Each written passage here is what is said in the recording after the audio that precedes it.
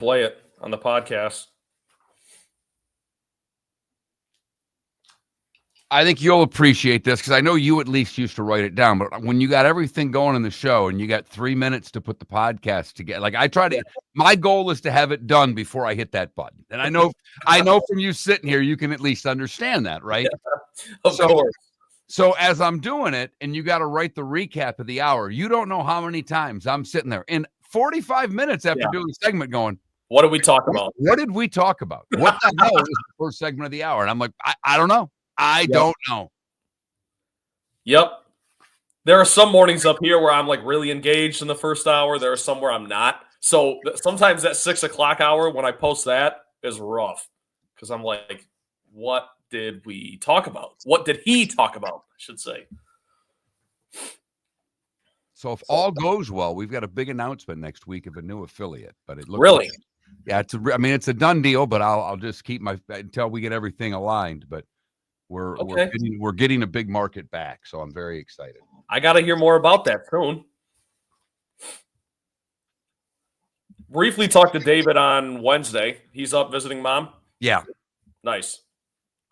Yeah, he couldn't go because he wasn't feeling well enough to go this summer. So he's going up this weekend, spending a few days with her, and then I think he goes to DC Monday for a Monday night game. I guess. That's how little I pay attention to what his NFL schedule is. When he literally said he was going to do a game Monday, I went, "Oh, okay." I wondered when you guys were going to do your game. I didn't know it was on a Monday night. I thought you'd do a preseason game on like a Saturday night just because that's when teams want it. But okay, good for you.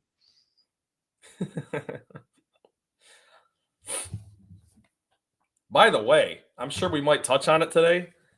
The Gators schedule, brutal. I'm sure you guys have talked about it a little bit, but absolutely. My Lord. David's made the case all along. If they go 9-3, he's pounding the table for them to be a playoff team. That's what I've got him at, 9-3. And I'd put him in too, yes. As maybe 9-3 is lofty for the Gators, but it's not impossible. If DJ can play, it all boils down to DJ. Yep. You probably haven't watched it because you're not an SEC guy, but that Any Given Saturday documentary that's out. Oh, I've heard great things about it. Yeah. They are total propaganda pieces.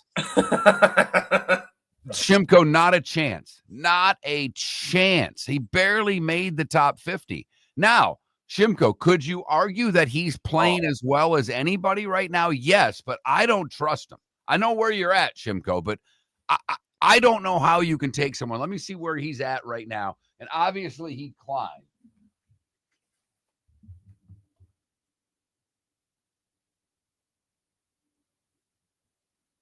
He's 37th on the points list, Shimko. I just don't know how you can do that.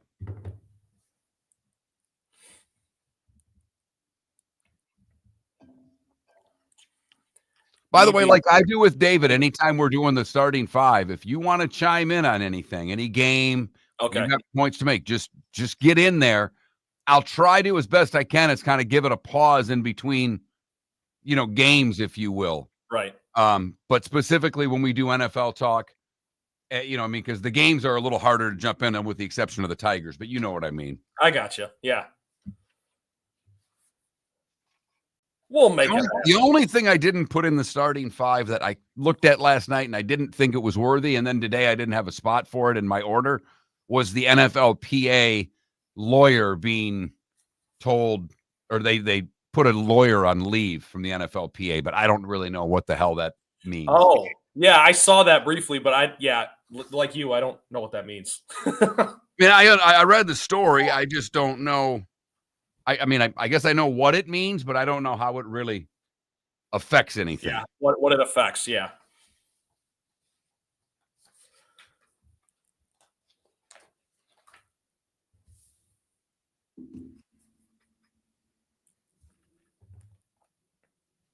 I'm sure your listeners know this already, but do you have Tampa winning the South? I have Tampa going to the NFC Championship game. Love it. Love that. Yeah, I've got them at 11-6. That's all I think it's going to take to win the division. There you go.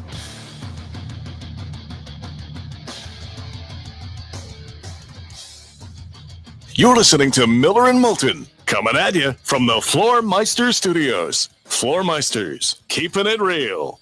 And now, here's Mark Miller and David Moulton. Good morning and welcome to Miller and Moulton. David has the day off today. One Trent Balley filling in on the last Friday that really officially is not a football Friday. Yes, there are preseason games tonight and all weekend long, but it is the final weekend that we have before we start playing meaningful football games, either on Saturday or Sunday. Let's give this a shot. How the heck are you? Miller and Moulton, millerandmoulton.com. Football Friday edition. Trent Balley riding shotgun with me today with David having the day off. And I do bid you a good morning, young man. How are you, Trent? So fired up, Mark. I've been looking forward to this all week. Love that it falls on a Friday, a football Friday, that is. I'm surprised you didn't lean more into it being a football Friday, quote unquote, because, Mark, I spent a couple hours last night doing a deep dive on all the Florida teams. I'm excited to talk to you all morning about it. We got Pat Kirwan at 8 o'clock. That's going to be awesome as always. But despite what you might believe, I do listen to you and David often. And you've been banging the drum for week 0. And David has not. Very true. And I'm all over it. Iowa State, Kansas State. These are two teams that both feel that game matters. They both feel that they can play for a Big 12 championship. And after Arizona State last year being picked near the bottom of the Big 12 and winning the Big 12 and nearly beating Texas, and we all now love a scataboo.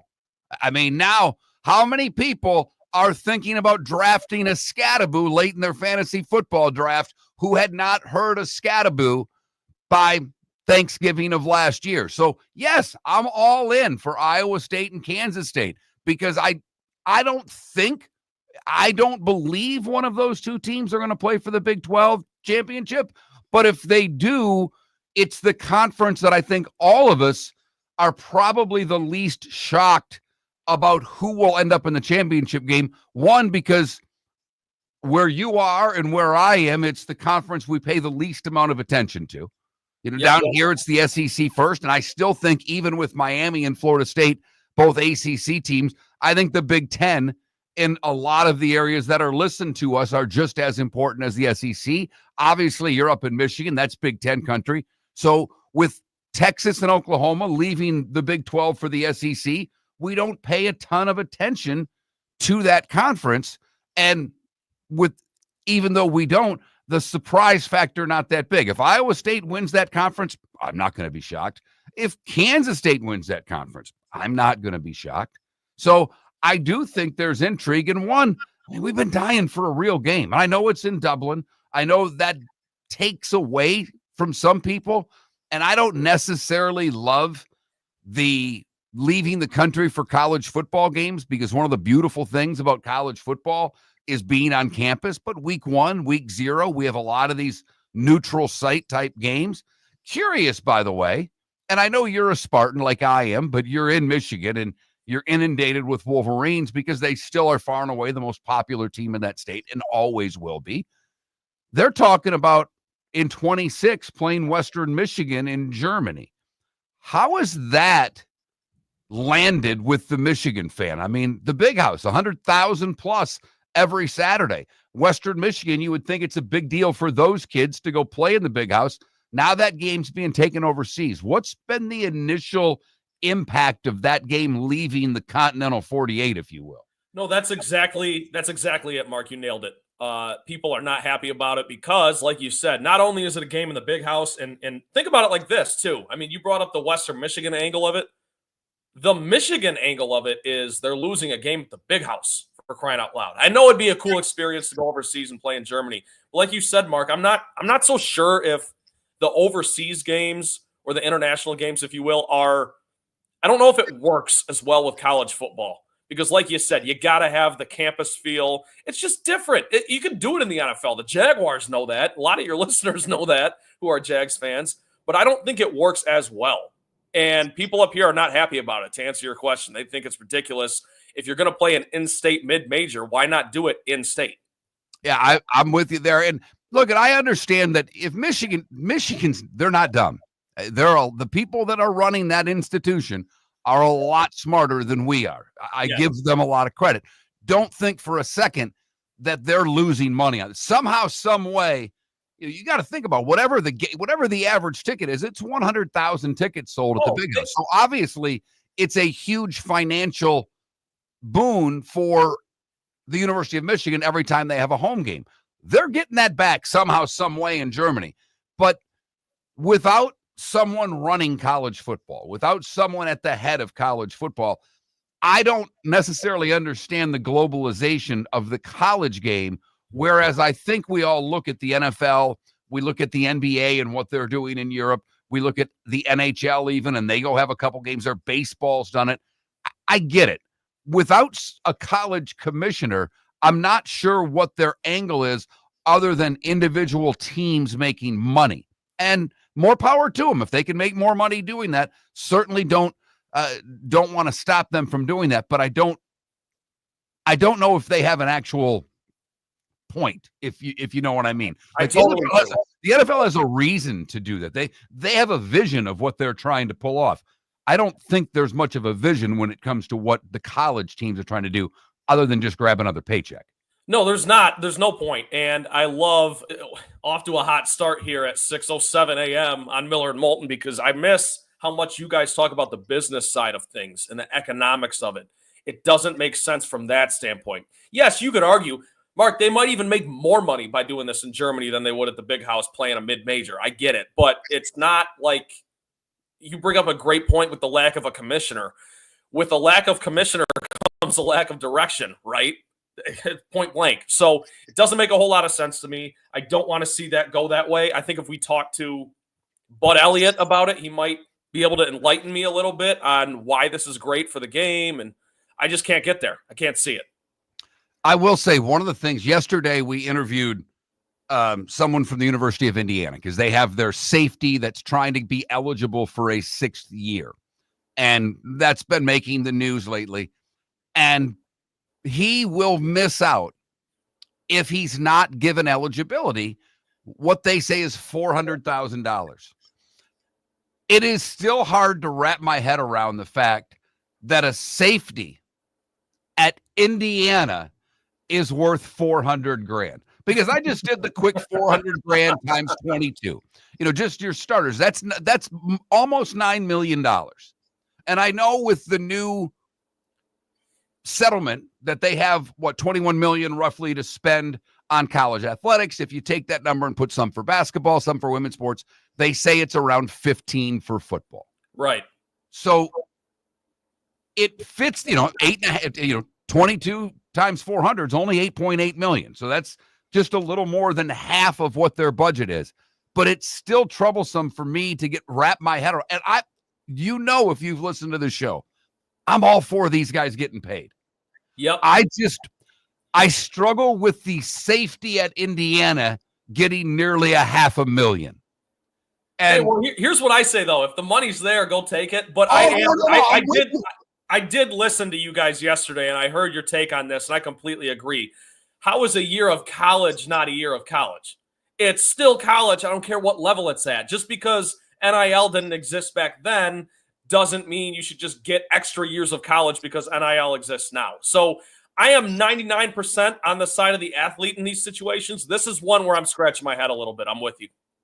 Lots of money out there. And Bud Elliott said it over a year ago on this show, and it floored David.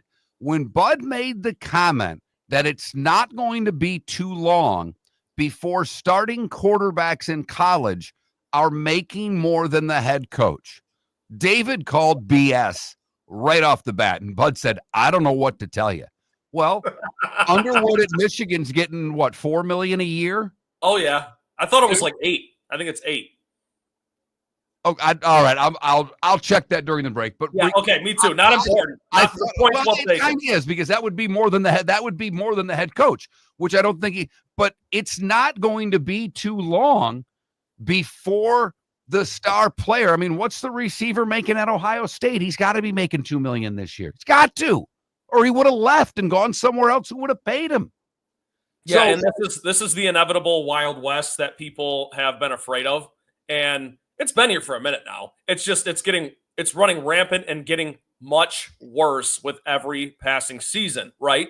And well, is it getting worse or is it just becoming more transparent? I mean, that to me is what we're seeing. They've been paying these guys for 50 years. yeah.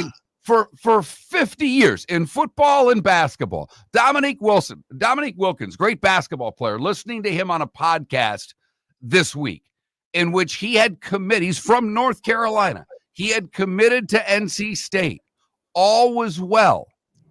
And then a bag showed up from Athens, Georgia, and he changed his mind. And he said so I got paid by Atlanta, by Georgia. I went to Georgia.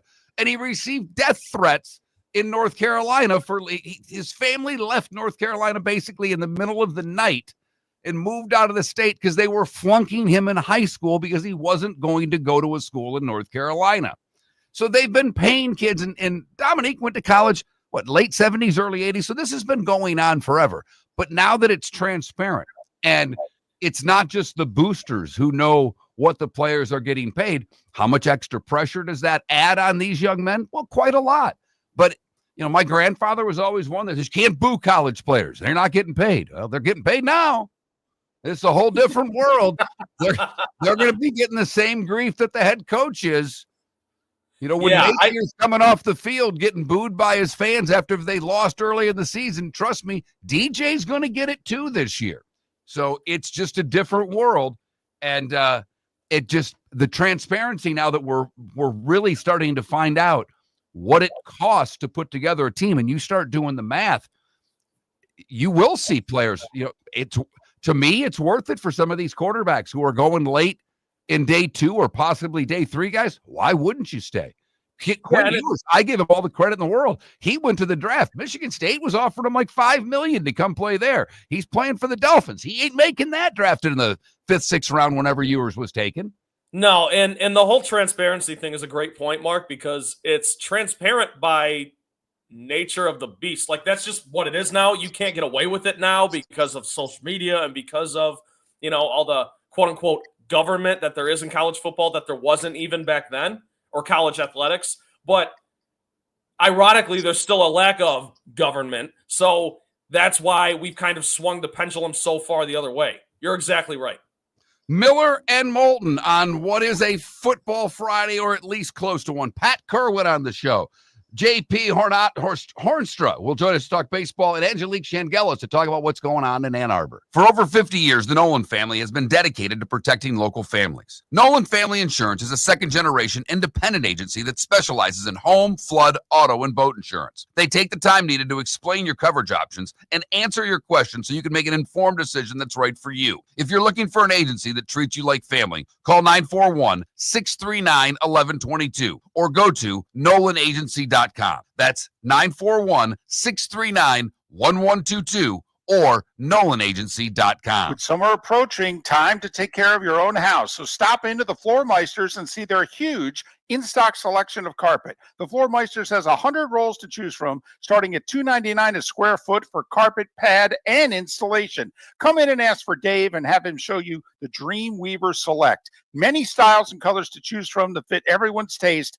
Floormeisters, 6281 Naples Boulevard in Naples, right next to Costco, or go to the web, floormeisters.com. American Paint Supplies is your one-stop shop for all your coating needs and has been for 30 years. American Paint Supplies is also your #1 Festool dealer in Southwest Florida. If you are a builder, cabinet maker, painter, or power tool enthusiast, Festool craftsmanship can be found at American Paint Supplies. Celebrating 30 years of service, and Festool is celebrating 100 years of excellence. Come to American Paint Supply for a perfect pairing of service and expertise on 6100 Shirley Street, Naples, off of Pine Ridge, or online at AmericanPaintSupplies.net. When Glass Doctor replaces your windshield, we don't just send you on your way, we send you off protected.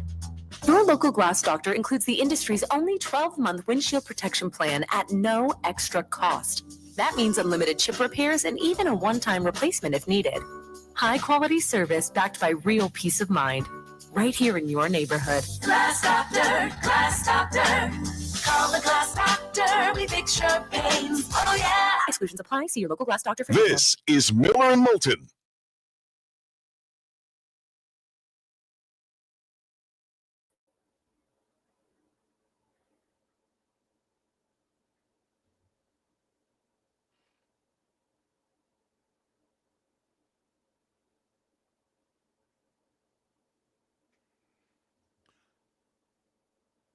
Okay, so $2.5 million a year. I thought it was 2, but you're okay. Or I thought it was $4 million a year. So it's 10.5 for 4 years. Okay, I thought he was getting 4 a year.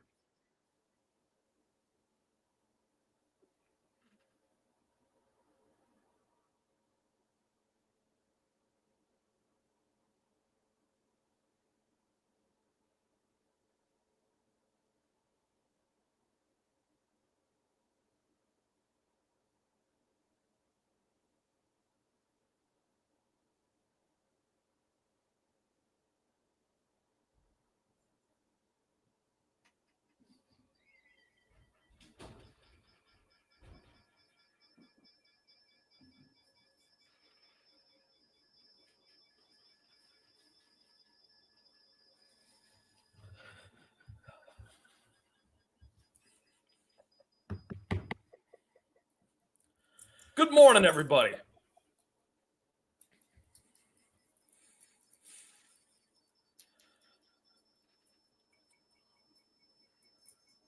How's the Twitch chat room doing this AM? How are we on a Friday?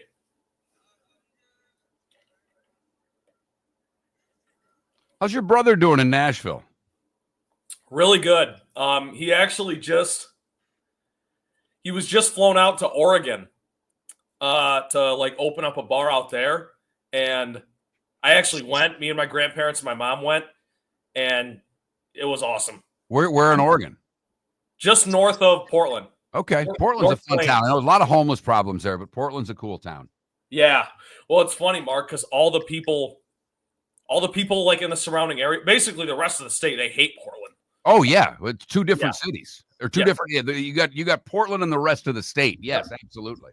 And politically, Portland runs the state because of the population, so they don't like Portland. Needless to say, but really gorgeous though. Yeah, went to the Pacific Ocean for the first time. That was cool. Oh, very cool. So you went out to the Oregon coast, huh? Yeah, we did. Absolutely beautiful. So different than the Florida coast or any part of the rock formations and all. That's awesome. Yeah. It's like the mountains and the trees, and then bang, it's the ocean. Like it's super cool. It is very cool.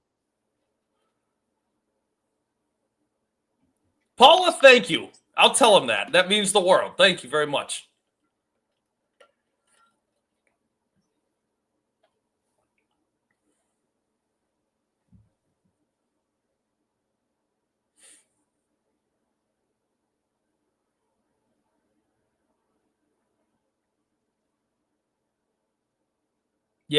Yeah, same deal. It's a lot like Atlanta. Adam, don't give me that. It's preseason. They're not playing anybody. I'm not worried about it at all. Are they going to win 15 games again? No. But they're going to win the division. Can guarantee you that. They'll go 12-5. How's that? 12-5, win the North. Probably the 3 seed in the NFC. Ooh, that's interesting. That's interesting. You think I'm lowballing them or highballing them? No. I think that's accurate. And a lot of it depends on what happens in the West. There's so many people that are so high on the Niners. I don't get it. I don't get it. Sorry, am I synced up with you or am I behind? Mm-mm. Oh, okay. You're fine. You're fine.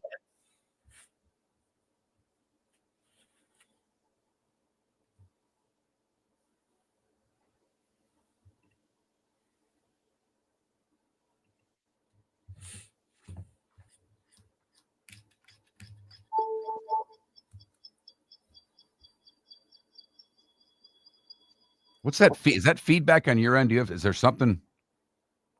That was just I plugged my laptop in, so gotcha. I think Gotcha. All right.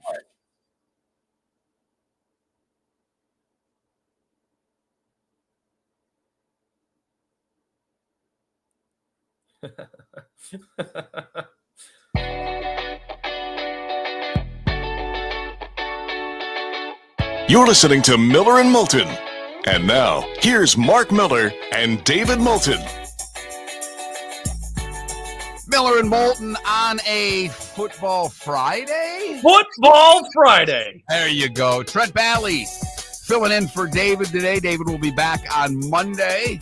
He's taking a one-day R&R this summer. He was going to take a couple of days, but you know David likes to work more than anybody. We do like to work on this show. So tried very hard. When I took my vacation, David stayed. David took a day here and a day there, and I'm being able to get Trent to fill in. So we try to be here for you every morning as best we can. We'll take Labor Day off, and then we won't have a day until Thanksgiving because after all, it is football season, and that's the way we roll on Miller and Moulton. Lining up all of our guests for football season. Bud Elliott joined us this week. He'll be there weekly. Roy Cummings, of course, will be there weekly to cover the Bucks. We'll have Chris Perkins on to talk the Dolphins, JP Shadrick to talk the Jags, the usual suspects. Doing it again here on Miller and Moulton. The magic numbers, oh, they are a dwindling. 8, 13, and 20. 8 days until week 0. 13 days until that first Thursday that I believe kicks off with Boise and USF going at it in South Florida. And then the NFL 20 days away from their Thursday kickoff as the Eagles look to defend their Super Bowl title. Pat Kirwan to talk the NFL at 8. JP Hoornstra will talk some baseball with us in the 8 o'clock hour. Boy, oh boy, things changing again as the Guardians and the Reds are each just a half game back in the respective wild cards with the 2 New York teams, because the Mets did what they always do when they play the Braves. They lose. And last night, the Guardians with a win over the Marlins, that with the Yankees being off, closed their wild card gap to just a half of a game. Padres and Dodgers this weekend. The Padres leading that division.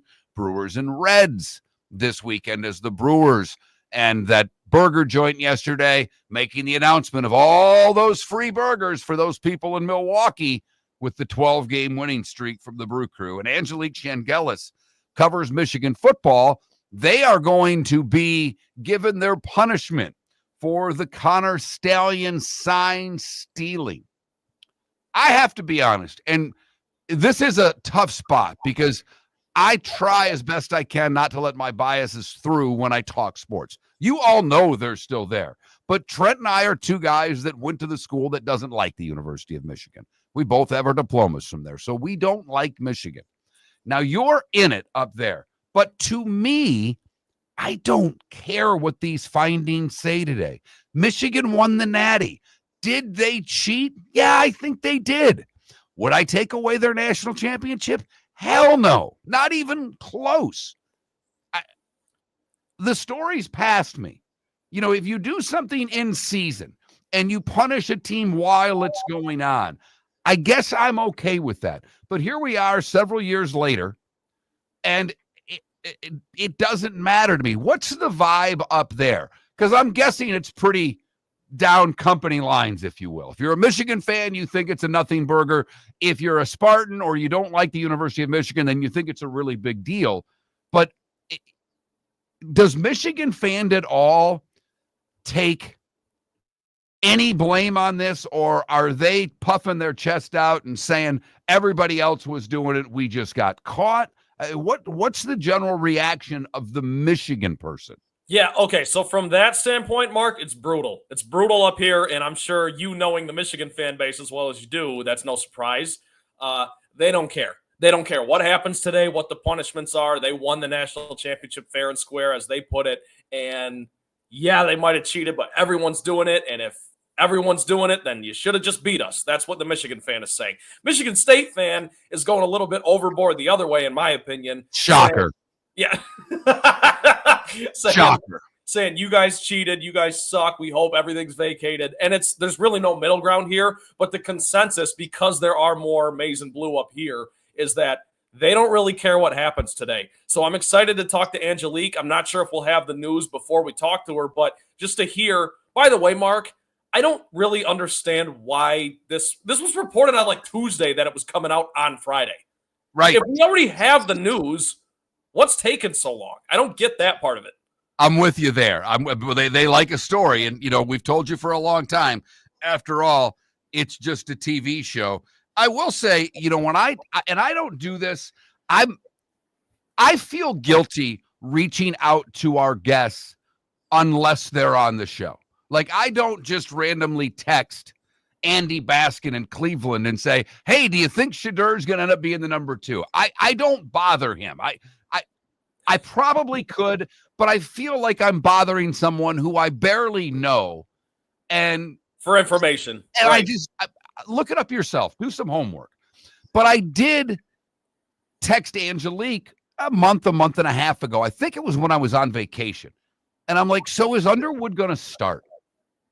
And she at that time didn't think so. So I'm more interested really in what she thinks about the young quarterback, how his camp's been, because all indications are he's going to start week 1 now. And she didn't think in June or early July that was going to be the case. So I am curious of how he's looked, because everything now rides on him for the next 4 years or 3 years, however long he's in Ann Arbor. So I have a fun wrinkle to this little part of the discussion here. There's a member of the Michigan State media who I'm good friends with. His name's Justin Spiro, and he has been tweeting about this for years, since, not years, but a year and a half, since everything kind of came out about Connor Stallions. And he keeps saying that, quote unquote, the hammer is going to come down on Michigan. Wait for the hammer. The hammer's coming. Wait for it. And it's become such a fever on Michigan Wolverines Twitter and that whole universe that they are now nicknaming Bryce Underwood the Hammer. Bryce Underwood has been nicknamed the Hammer by the Michigan fan base. So, Mark, I do think he's going to start week 0, week 1, whatever you call it. And he's pretty dynamic. He's getting paid like it. So we'll see. But I do think I'm with you. I think he's going to start many games this year. It is a Football Friday in spirit, so we do have a couple of poll questions. That's right, a couple of poll questions, and they are both football-centric. They are both very simple poll questions. I took the 3 wildcard teams from each conference, and we ask you which of the NFC wildcard teams is most likely to miss the playoffs, Washington, Minnesota, or Green Bay, and we ask which of the AFC wildcard teams is least likely to return to the playoffs this year, Steelers, Chargers, and Broncos. That, Mark Miller, you're just Trent Balley now. You changed your X handle on me. I was looking for you this morning, and I had to look it up. You're just at Trent Balley, right? Yeah, I had to simplify it. I know David's probably not a fan of that. I remember David one time was saying he named his Twitter handle too early on. He didn't put much thought into it. He wanted to be Lava Man or something. Yeah, oh yeah. He's no one has spent more time analyzing their own Twitter handle than one David Moulton. And he didn't even start it. Our old producer signed him up for Twitter, and David has no idea how to change his Twitter handle, so he has just left it alone. It's the David Moulton, but what John Cassio, our original producer, did just to bust his you-know-what a little bit, has the in all capitals. Yeah, and that doesn't surprise me one bit that someone had to sign him up for Twitter as opposed to him getting on himself. David's the type of guy where if the app needs an update or something and he gets signed out of his account, he's just going to be done with it forever. It's highly likely that will happen. But we miss him. We love him. He'll be back on Monday. We're down 2 today. We're not only down Moulton, but if David's not doing the show, that means his mom's not watching the show because he's up visiting mom. So we'll have David back on Monday. Solid show lined up for you. 2 poll questions, which NFC wildcard team, and I think I put NFL, but I'm not retyping it. I don't care. You guys get it. And which AFC wildcard team is least likely to return to the playoffs? Go to that Mark Miller, Trent Balley, or Miller_Moulton on X to vote. Solid show lined up for you today. We are going to talk a lot of football. Pat Kirwan on the show, JP Hoornstra to talk some baseball, and Angelique Chengelis to talk about the University of Michigan. The starting 5. That's what we do next right here on Miller and Moulton.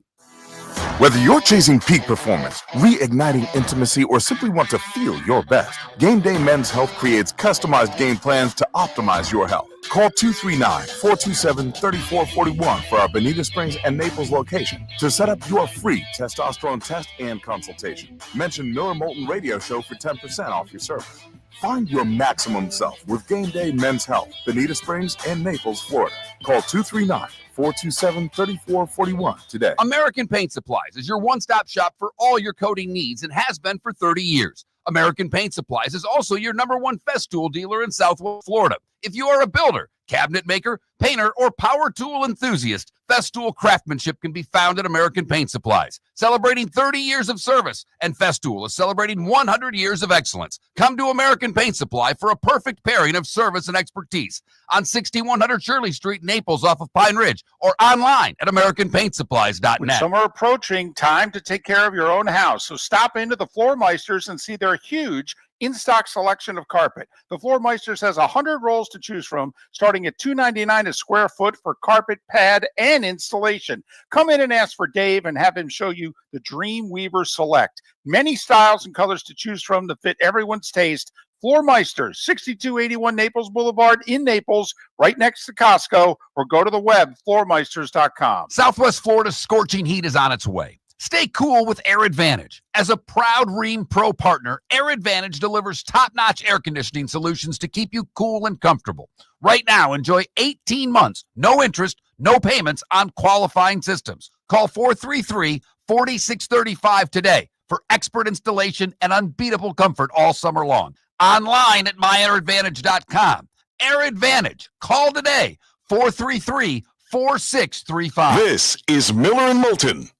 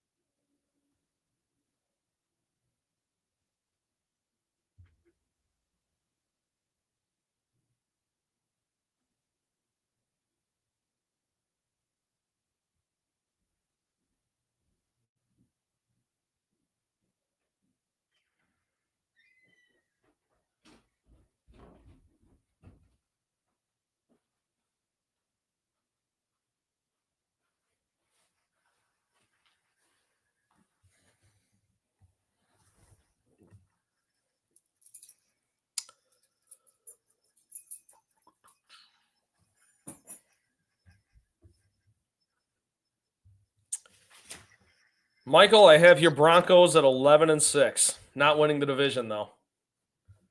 Who do you have, Kansas City? Yeah.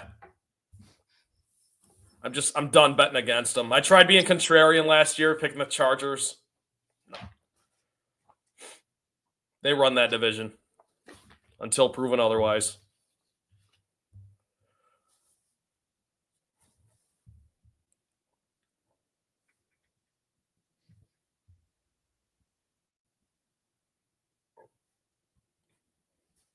I really like Bo Nix.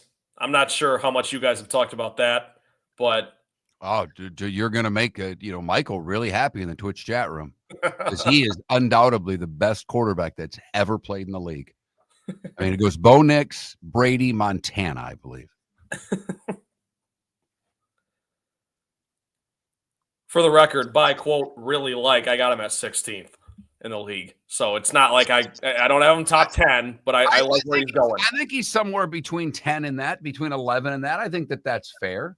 Yeah. And he has the opportunity to take a big leap this year. Yeah, Huge. right. It's got a great offensive line. I don't love their weapons. No, I don't either. That's a good point. But I think that, we've been talking about, I think the Chargers have taken a step back. I know everybody loves Harbaugh, but I'm trying to figure out how they're better than they were a year ago right now. Yeah, I don't see it. But that AFC question, I picked the Steelers, but I could have just as easily picked the Chargers. That's a fun one. It probably is the Steelers. And you know me, how I feel about Rodgers. I might go that route, but we'll see. I don't know.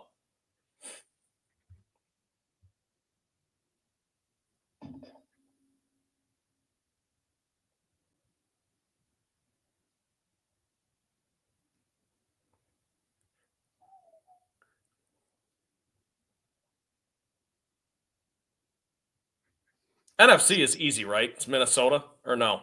Well, are you sure? I mean, if you think J.J. McCarthy is going to be a bust, but I think they got better everywhere. Their offensive line's better. Their defense is a little bit better. They have the best coaches in that better than Detroit. I'll take O'Connell and Flores over MCDC and whoever the hell these two new coordinators are. That's fair. That's a fair concern until proven otherwise. I just think compared to the other two teams that are options, like I don't see Green Bay missing the playoffs, and I certainly don't see Washington missing it. So of the three, see, I picked Minnesota, but between they and I think Washington could miss the playoffs. I do. Really? Okay. But I picked the same as you. But I gave Washington a little more thought than you did. I think. That's fair.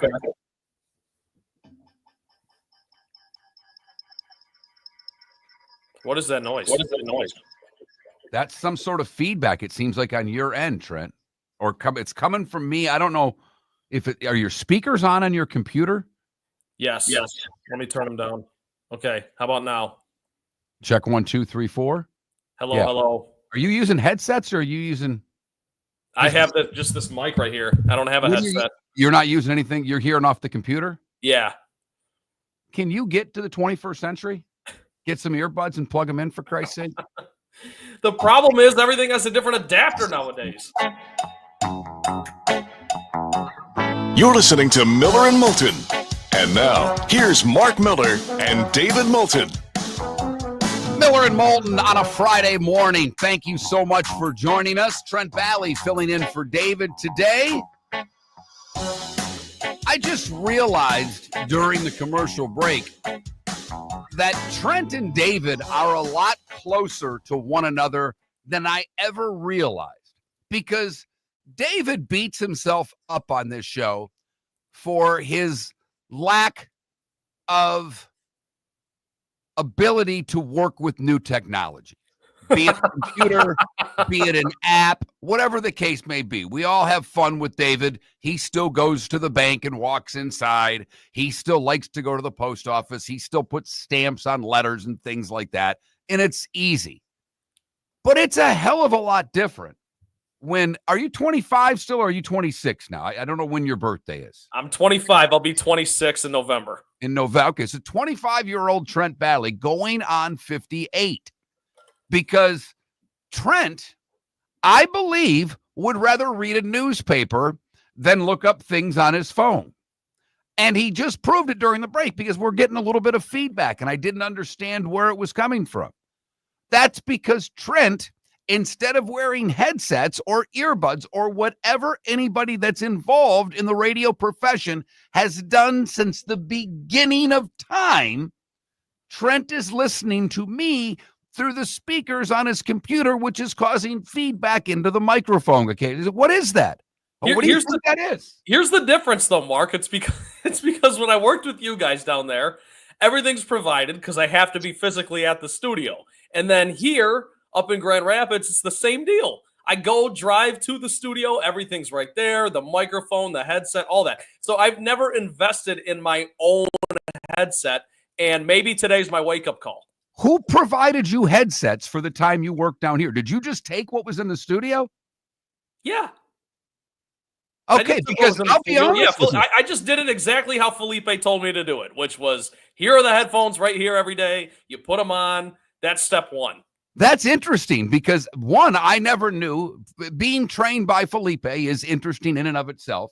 Secondly, it is the only thing that an old school radio person actually owns are your cans, your headsets. And I've switched to the earbuds, to the old school, the original small headsets that you have to plug in.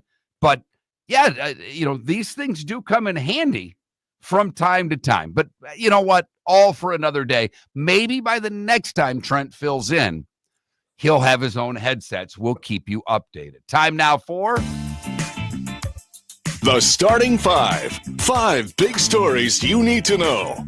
Here is The Starting Five. And we start today with baseball. as a part of the board just came apart. Nothing unusual here. Knobs fall off from time to time. Jose Ramirez had 3 hits and scored 3 runs as Cleveland takes down the Miami Marlins 9-4. Cleveland is 23-9 in their last 32 games. They are now a half game behind the idle Yankees for the remaining wild card spot. And chasing down the Tigers in the Central as well, making it real interesting there. The Tigers, first team to 50 wins, 60 wins, blah, blah, blah. I don't know about that now. We'll see. Well, the way Cleveland is playing, like Detroit did a year ago, they started it a little bit earlier. Baltimore takes down Seattle. Seattle's now lost 2 in a row after winning 8 in a row. Tomoyuki Sagano went 5 1/3 before a rain delay, giving up 1 run. The Astros are now up a game and a half on Seattle. Toronto, behind a great night from Max Scherzer, beat the Cubs 2-1. Scherzer gives up 5 hits and 1 earned run before leaving the game to the Blue Jays as they top the Cubs. Vladdy Guerrero hit a 2-run home run in the bottom of the 7th, his 20th on the season. Toronto up 5 on Boston. The Cubbies are now 8 back of Milwaukee. Philadelphia loses last night to Washington 3-2. Jose Tena's 2-run RBI single in the 7th was the difference. Luzardo took the loss for the Phillies. The Phillies are still up 5 on the Mets. That's because the Mets can't win. The Braves beat them 4-3 last night. Brian Helsley, his struggles continue since being acquired by the Mets. He gave up 2 in the 8th. He's been scored upon in 4 of his 6 outings since becoming a Met. The Mets, 19-33 since June 12th. They've lost 13 of 15 and have just a half-game lead over the Reds for the final wild card spot in the National League. The aforementioned Tigers battled back from a 3-0 deficit. Skubal gives up 3 early runs, but Riley Green hits his 28th of the season. And Torres, a sac fly in the 11th, as the Tigers now up 6.5 on Cleveland. Rocco Bordelli tossed in the 11th on what was a foul tip into the catcher's mitt for a 3rd strike. He thought it hit the ground. I watched the replay. I'm not sure if how the dirt flew was the catcher's mitt or the ball. It was eerily close. It's a non-reviewable play. And Baldelli was not very happy with the strike zone all night long. He was tossed for the 4th time of the season. And Arizona jumped on Colorado early with 5 in the first 2 innings. Arizona 8-2 over Colorado. Arizona's won 6 of 7. Colorado now 32-89. Rashid Rice is expected to have his disciplinary hearing on September 30th. Like you talked about with the Michigan case, how the hell are they waiting until September 30th for a disciplinary case off of a car crash that happened in 2024? And that's the thing. I shouldn't be so snooty as a sports fan, but this should work differently in sports. Get it figured out, prioritize it, move it up. It's ridiculous. We don't know if he's even going to be able to play this season, and yet he's having to go through camp like he is. Well, he's going to play the first 4 games of the season because he'll play up until the disciplinary hearing, which again is expected to be September 30th. He pled guilty to 2 third-degree felony charges and was sentenced to 30 days in jail and a 5-year probation for the multi-car crash of which he left the scene of a racing incident back in 2024. Matthew Stafford looks as if he's going to practice tomorrow. He will go through a lengthy workout on Saturday to test the back. How concerned should you be, Trent, if you're a Rams fan? Do you think Stafford will be fine for week 1? Here's the difference, Mark. Just watching him in Detroit for so long, he's tough as nails. I know he's now 37 years old. I wouldn't be too concerned at all. If he's ready to give it a go, he's ready to play at a high level. And I think, you and I talked a little bit off air about the Niners and our We've got some concerns with the Niners. I still think it's the Rams division to lose, and adding Devontae Adams certainly helps. So I wouldn't be too concerned. Quinshon Judkins will not face battery charges for an incident in South Florida last month. The Browns draft pick looks as if he'll be able to play right away.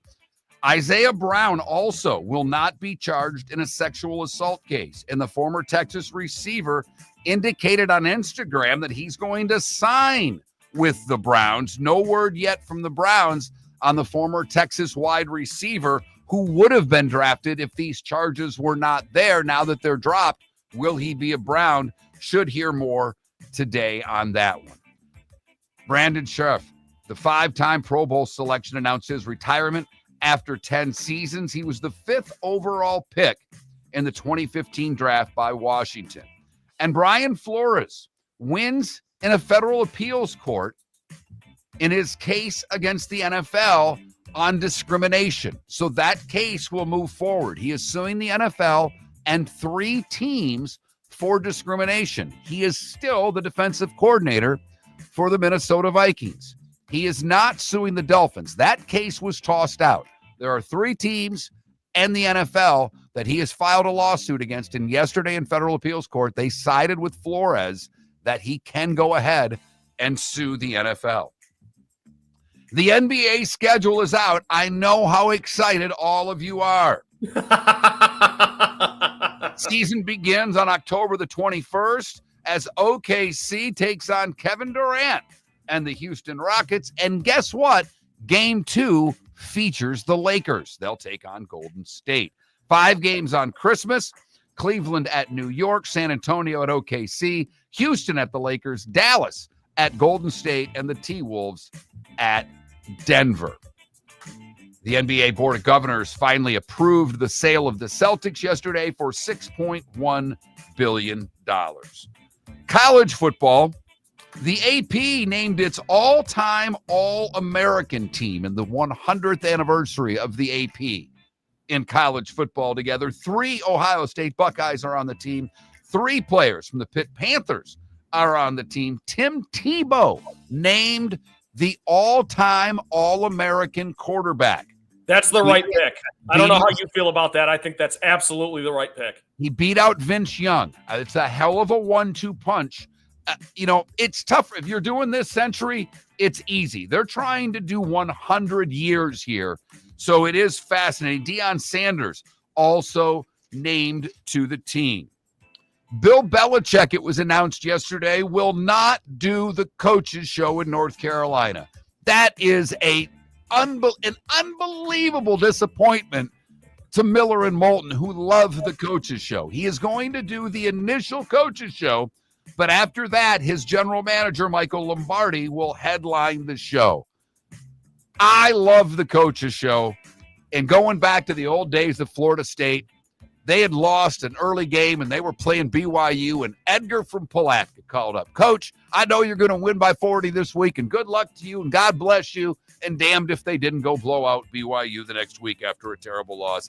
I would have done anything to heard Bill Belichick taking those calls on a weekly basis. But do you think we would learn anything or get anything? I don't care. But do you think it would even be entertaining? Yes.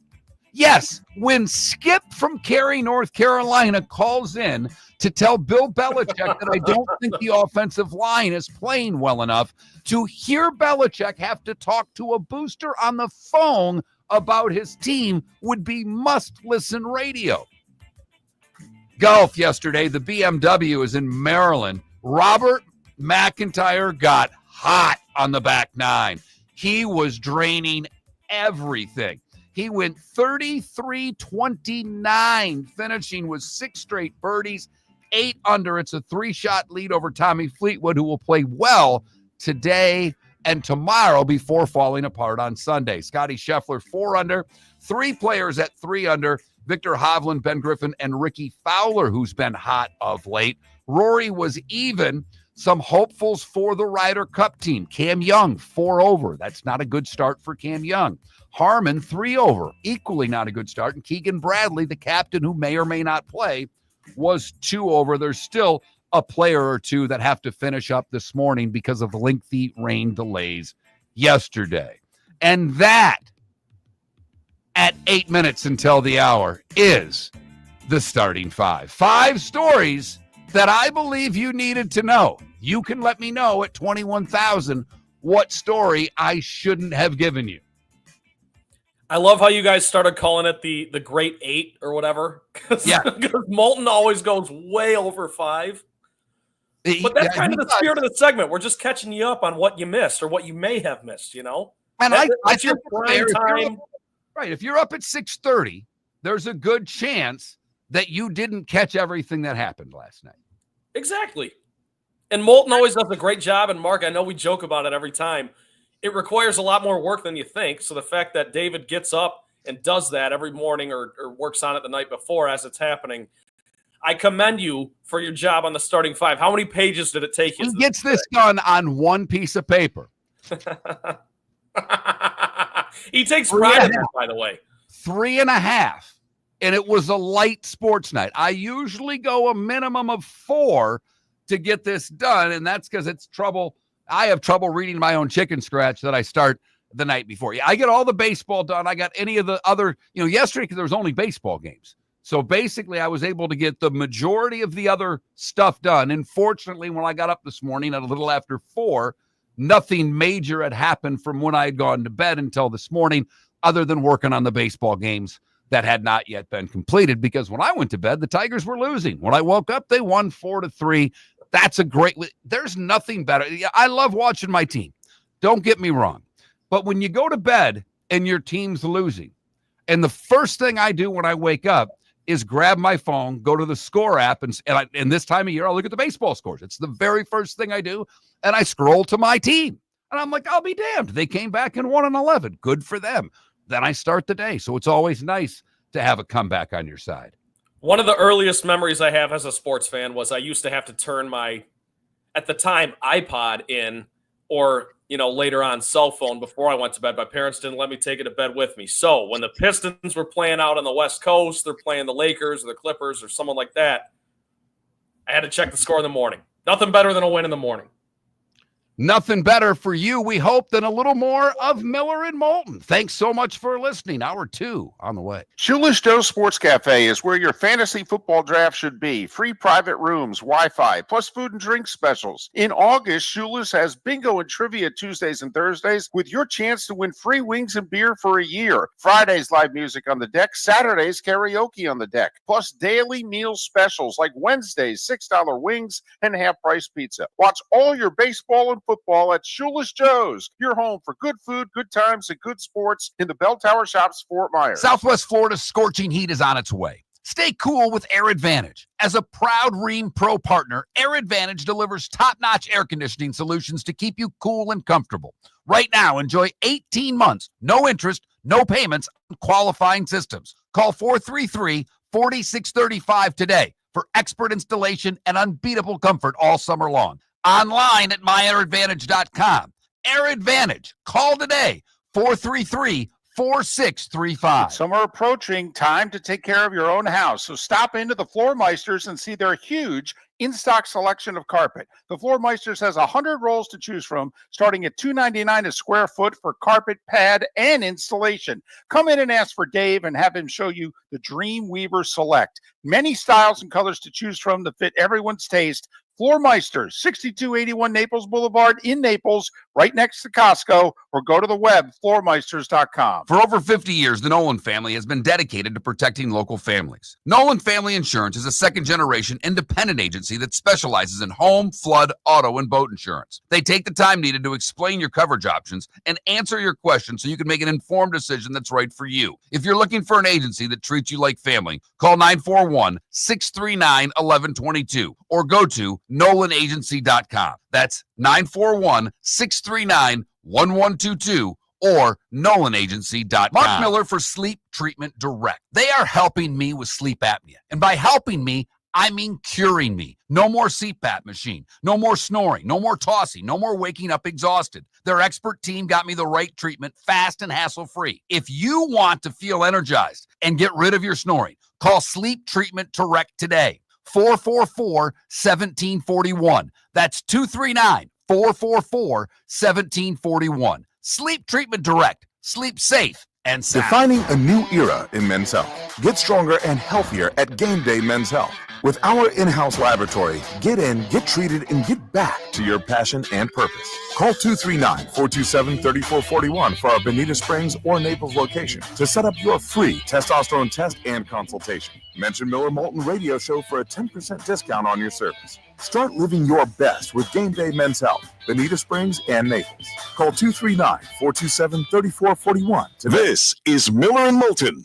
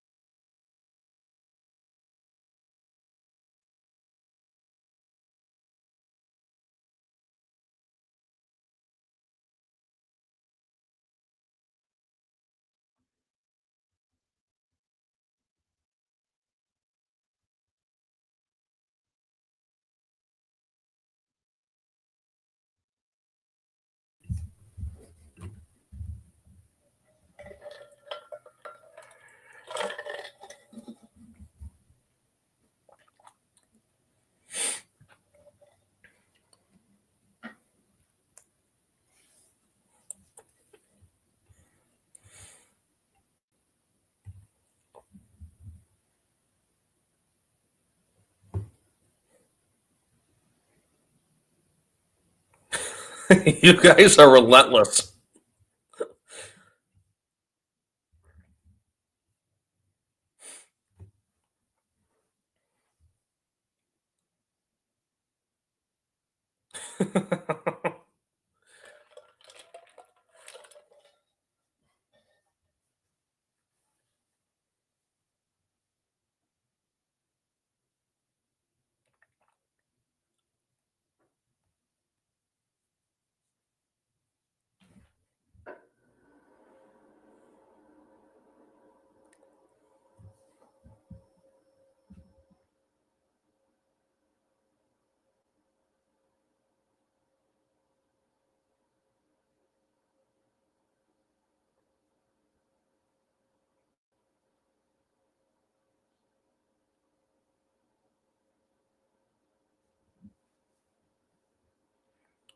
Rob Dillingham's going to be just fine. Don't you worry, DC. Solid player.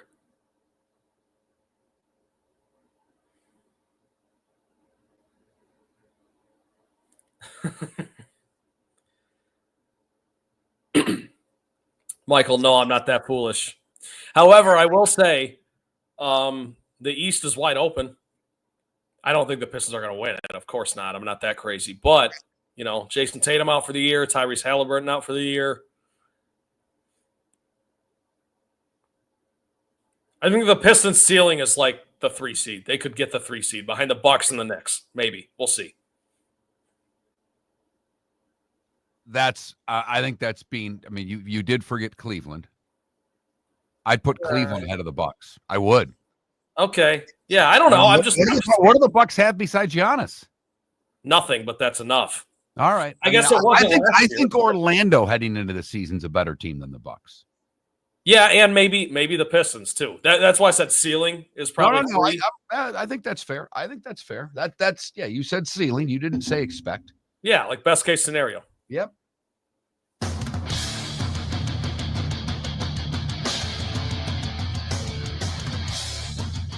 You're listening to Miller and Moulton, coming at you from the Floor Meister Studios. Floor Meisters, keeping it real. And now, here's Mark Miller and David Moulton. Hour number 2, Miller and Moulton here on a Football Friday. Football Friday. There you go. Trent Balley filling in for Dave today. He has the day off. He will be back on Monday. Thanks so much for joining us wherever you may be, and some big announcements to the Miller and Moulton show coming next week. We're very excited. We'll keep you updated on the growth of the show. We're happy to have some big things going on. We'll update you on that next week. Pat Kirwan to join us 1 hour from now to talk the National Football League. That is where our 2 poll questions center upon, and it is about which team is most likely to miss the playoffs. That was a wild card team a year ago. Washington, Minnesota, and Green Bay in the NFC right now. 56% of you say the Vikings are the team most likely to miss the postseason. Green Bay getting a third of the vote, and then just 11% for Washington. In the AFC, the Steelers are getting a little over half of the vote of the 3 wildcard teams. And right now, the Chargers and Broncos are splitting the remaining 48%. I will say, if I were to flip this and say which of these teams is most likely to make the playoffs, to me in the AFC, it's easy. That's Denver. I was between the Chargers and Steelers because let's face it, the Steelers have a winning record every year. That's right. What Mike Tomlin does. And Steeler fan, we had one yesterday who just was so anti-Aaron Rodgers, and he's just disgusted, thinking that the Steelers have changed the entire way that they do business to kowtow to Rodgers' demands in the offseason. Okay, I'll give you a little bit of that. I won't give you all of that, but there's enough there that they did change, I think, a little bit of the way they do business in waiting for Aaron Rodgers and not getting him signed and not being in OTAs. But Tomlin's been pretty transparent in that he knew all along what was going on. You didn't know what was going on. And the Steelers don't have leaks the way that other teams do. And Cam Hayward was a little pissed off about it. I get it. But do you think the Steelers have changed their identity in the offseason by how they handled the Aaron Rodgers situation? Yes, I do. And I think it's all kind of coming to a head now, finally, after 5 years, frankly, of this talk about, is Tomlin still getting it done? We know he's getting into the playoffs, but our standard is higher. I know a few Steelers fans, Mark. I know you know plenty of them. It's the angst is there, and I think it's justified because until the standard is more than just making the playoffs, put it this way, I truly don't see how someone could think that an Aaron Rodgers quarterback team at this age can go any further than maybe winning one playoff game. Aaron Rodgers hasn't played well in 3 years. So the fact that the Steelers have him on a 1-year deal and in that division and in that conference, Mark, that's how I feel about him. All right, let's just take a look. And the Steelers' schedule, I think, is a bit easier than it was a year ago. I think that's inarguable. Because last year they had that final stretch of games that was brutal. Right. And this year, it's not easy, but to me, it's not as brutal. The second half of their schedule, much more difficult than the first half of their schedule. But I like teams that get off to a good start. Yeah, it can go the other way. But the Steelers have 2 of their first 3 on the road. They happen to be against the Jets and the Patriots with a home game against Seattle. At the Jets, home for Seattle, at New England. How do you think the Steelers are after 3 games, Trent?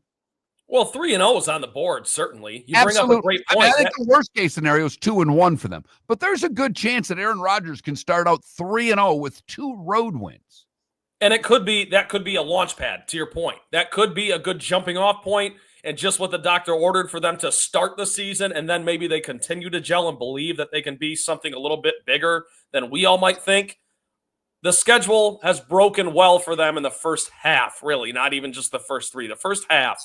I know that division's really tough, but if the Steelers can start, to your point, Mark, if they can start 3-0, they'll be over the moon because that's 3 games cushion already. Let me ask you a serious question about that division. Is that division really tough, or is that division really overrated? And let me explain what I mean. I think the Baltimore Ravens have the best roster in the NFL heading into the season. But Pittsburgh, I'm not sure if they're much more than a 9-8 at tops 10-7 type team. Cincinnati, explain to me how the Bengals are better right now, where they're better than they were a year ago. There are problems with that offensive line. Did they address them completely? I don't think so. There were immense problems with their defense. Their best defensive player still doesn't have a contract. So I think the Bengals, and I love Joe Burrow, I think the Bengals are a little bit overrated. Yeah, so the Browns are going to suck, by the way. The meat and potatoes of this question is the middle ground, because I'm with you. I think the Ravens are incredible. They're the class of the AFC. I know they've come up short in the playoffs, but I'm with you, Mark. I think that is the best roster in football. Philadelphia, close second, but the Baltimore Ravens are number 1. So the question is really about Cincinnati and Pittsburgh, because like you said, the Browns are going to suck. We're not even going to waste our time on that. But I've got the Bengals going 10-7 solely on offensive firepower. Because I hope you're right. That's an exciting team. If you're right, they're as fun as anybody to watch because they're playing games in the 30s every week. They are. And I guess the point is, like, the Bengals, the year they went to the Super Bowl, were 10-7. So it's not to say that that would be a bad season or a season where they can't potentially reach their ceiling. They still could. But you bring up a great point about their defense. Big problems on the O-line as well. And with Burrow, I don't want to call him injury prone, but you want to protect any quarterback. They haven't really shown they can do that over the past few years, right? And then, like you said, Pittsburgh, I think they win 8-9 games. Does that get them into the playoffs? We'll see. But to answer the question, is that division a little bit overrated? I do think over time we've come to just accept that the AFC North is really tough. Is it? We'll see. We'll find out. We'll find out. How good are the Steelers? How good are the Bengals? And that's something to be said. Now, when you look at the NFC, and we go with the most likely to miss the playoffs. Right now, Washington getting the least amount of votes. If I were to say which team is most likely to make the playoffs out of those 3, I think it's a little tougher because I'm not completely sold on Washington. The McLaurin thing, I believe, will get worked out. They better get it worked out because it's a key to that team. And they've added some nice pieces. They added Tunsil. They added Debo. They're going to be a little bit better. I don't know how good their defense is. They won a lot of close games last year. They were spectacular on 4th down. Of these 3 teams, I believe the Vikings have the best roster. I would put their rosters Minnesota, Green Bay, Washington.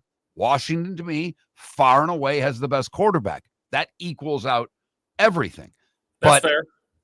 If Minnesota can get competent quarterback play with that roster, I think they're the most likely to make the playoffs. And right now, they're getting nearly 60% of the vote to miss the playoffs. Nobody is trusting J.J. McCarthy. So, of course, the root of these questions is, I mean, these are all good teams we're talking about. They're all teams that made the playoffs last year. And the Vikings are the most interesting one because they switched up quarterback.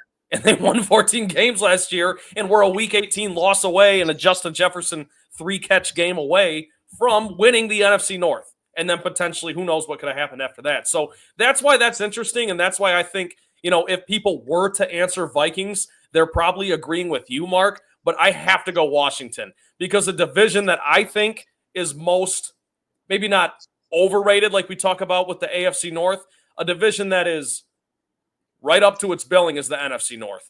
And I think that because of that, the Packers and Vikings might cannibalize each other a little bit, whereas the Commanders get to play the Cowboys twice, the Giants twice, and I still do think that Jaden Daniels, even though there might be a little bit of a C.J. Stroud-esque sophomore slump, he's still phenomenal. And I think they're good enough to win 10, 11 games. So for me, the most likely to make it is Washington. Yeah, I think I'm on an island, and I really wish Jarrah wouldn't have been Jarrah this offseason. I wish Micah Parsons was signed already, and we weren't going through the annual Dallas soap opera, but Jarrah likes that stuff because for whatever reason, I think I'm a little higher on the Cowboys than most people are.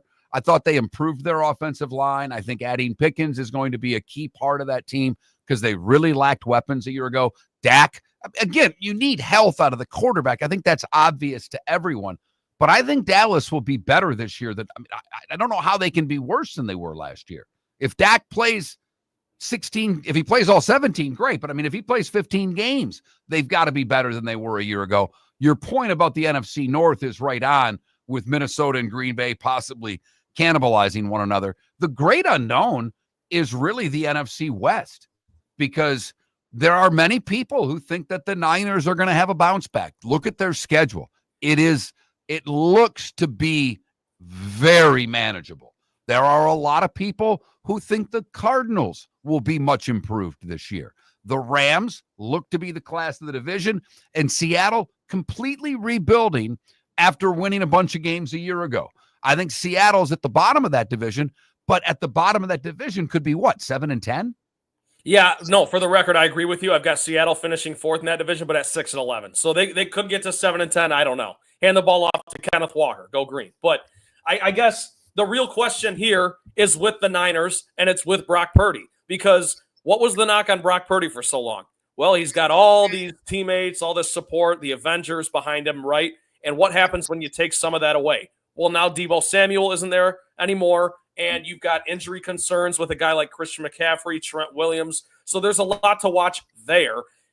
The schedule is manageable, you're right, but this is where you say, hey, everything's kind of laid out on a silver platter for you, Brock Purdy. Can you take advantage? We'll see. I don't think they will, by the way. I still got the Rams winning that division. Well, and your point on Purdy, I think, is the thing that's so right on. He has always, he was on his rookie contract. He was the guy that they could allow themselves to keep all these pieces around. Well, they went and paid Purdy. And I think he's still on that rookie deal for this year. But now he has the pressure of signing the big deal. Yeah. He's now going to be looked upon to make the receiving core better. Ayuk doesn't come back until week 6. Jennings has been banged up in camp, a lot riding on Pearsall, who I like a lot, the receiver out of Florida who got shot and all that whole thing last year and came back. I think he's a really solid player. You mentioned Williams and injuries, CMC and injuries. Kittle is a guy that has to stay healthy for the 49ers. And we talked about it, from a fantasy standpoint, for those of you, when you don't know when you're drafting, if you're drafting around that 5, 6, 7 spot, what do you do about Christian McCaffrey? Because he would scare the hell out of me to have on a fantasy team. And obviously, if you're a Niners fan, a lot dependent upon him. The coolest thing I've seen today, that's next on Miller and Moulton. Southwest Florida's scorching heat is on its way. Stay cool with Air Advantage. As a proud Ream Pro partner, Air Advantage delivers top-notch air conditioning solutions to keep you cool and comfortable. Right now, enjoy 18 months, no interest, no payments on qualifying systems. Call 433-4635 today for expert installation and unbeatable comfort all summer long. Online at myairadvantage.com. Air Advantage. Call today, 433-4635. American Paint Supplies, celebrating 30 years in Naples, is proud to be the exclusive Farrow & Ball dealer in Southwest Florida. The best thing to come from the UK since the Beatles, Farrow & Ball has the colors and paints at American Paint Supplies. See why all the designers and painters choose Farrow & Ball. For 30 years, American Paint Supplies provides the perfect pairing of service and expertise on 6100 Shirley Street in Naples off of Pine Ridge, or online at AmericanPaintSupplies.net. American Paint Supplies is your one-stop shop for all your coating needs. With summer approaching, time to take care of your own house. So stop into the Floormeisters and see their huge in-stock selection of carpet. The Floormeisters has 100 rolls to choose from, starting at $2.99 a square foot for carpet, pad, and installation. Come in and ask for Dave and have him show you the Dreamweaver Select. Many styles and colors to choose from to fit everyone's taste. Floormeisters, 6281 Naples Boulevard in Naples, right next to Costco, or go to the web, floormeisters.com. Do you have a sleep problem but don't want to wear a CPAP mask? This is Mark Miller for Sleep Treatment Direct. The mask wasn't working for me, and I didn't think I had an alternative. I do. We all do. They have such simple alternatives with greater success than the mask. Visit sleeptreatmentdirect.com. That's sleeptreatmentdirect.com. And if you are like me and your CPAP machine isn't working for you, it's time for a change. Call 239-444-1741. That's 239-444-1741. Sleep Treatment Direct. Sleep safe and sound. This is Miller and Moulton.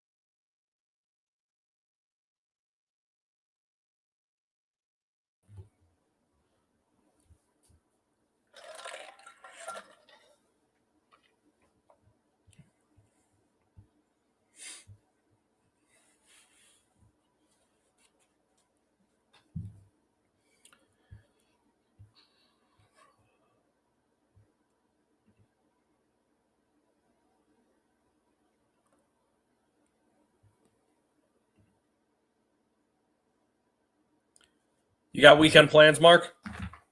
Not a thing. Me either. My wife has had to maneuver her schedule for a lot of things for Maddie during the week. So she's had the last 3 Thursdays off, but has had to work 3 Saturdays in a row. So I'll just be hanging. I have 2 compression fractures in my vertebrae.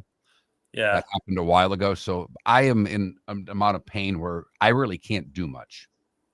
So that's too bad, because I know you love to golf too, except you probably don't golf much this time of year, do you? I do. I play twice a week all year round. I haven't played since July the 1st. Jeez. Killing me. You can't take away a man's golf. Right.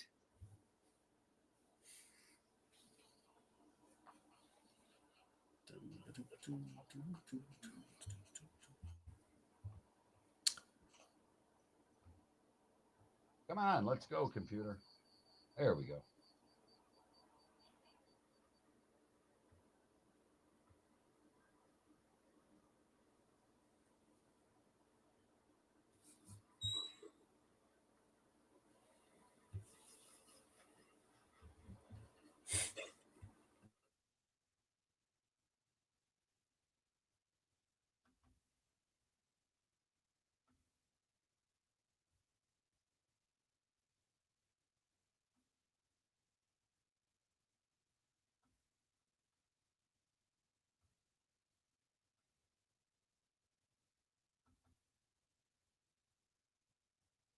All right. Let's do this.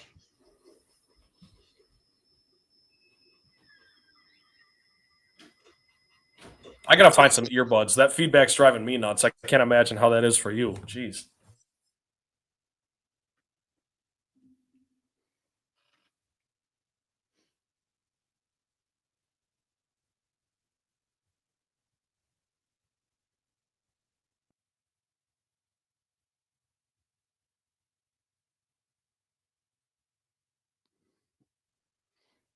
I get what you're saying, Panda, but if you're sitting if you're sitting at like 5-6 in the draft, because that's where I think CMC should go, because he's maybe it's a little later than that, because I think he's the 4th ranked running back. But man, if you don't get a top running back early, you're stuck with average running backs. There we go.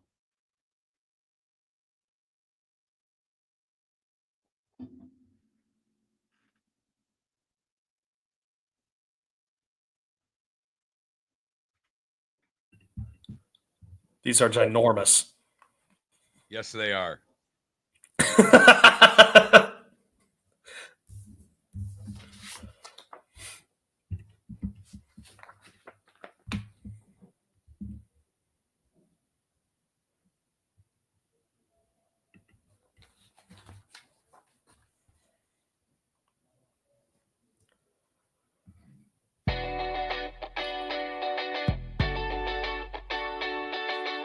You're listening to Miller and Moulton.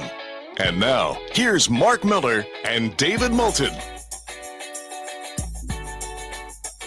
Miller and Moulton.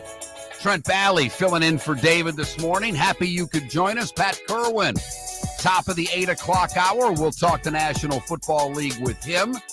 The Dolphins had their second practice with the Lions yesterday. The first one went terribly for the Miami Dolphins. They, by all accounts, got their asses kicked up and down the field by Detroit.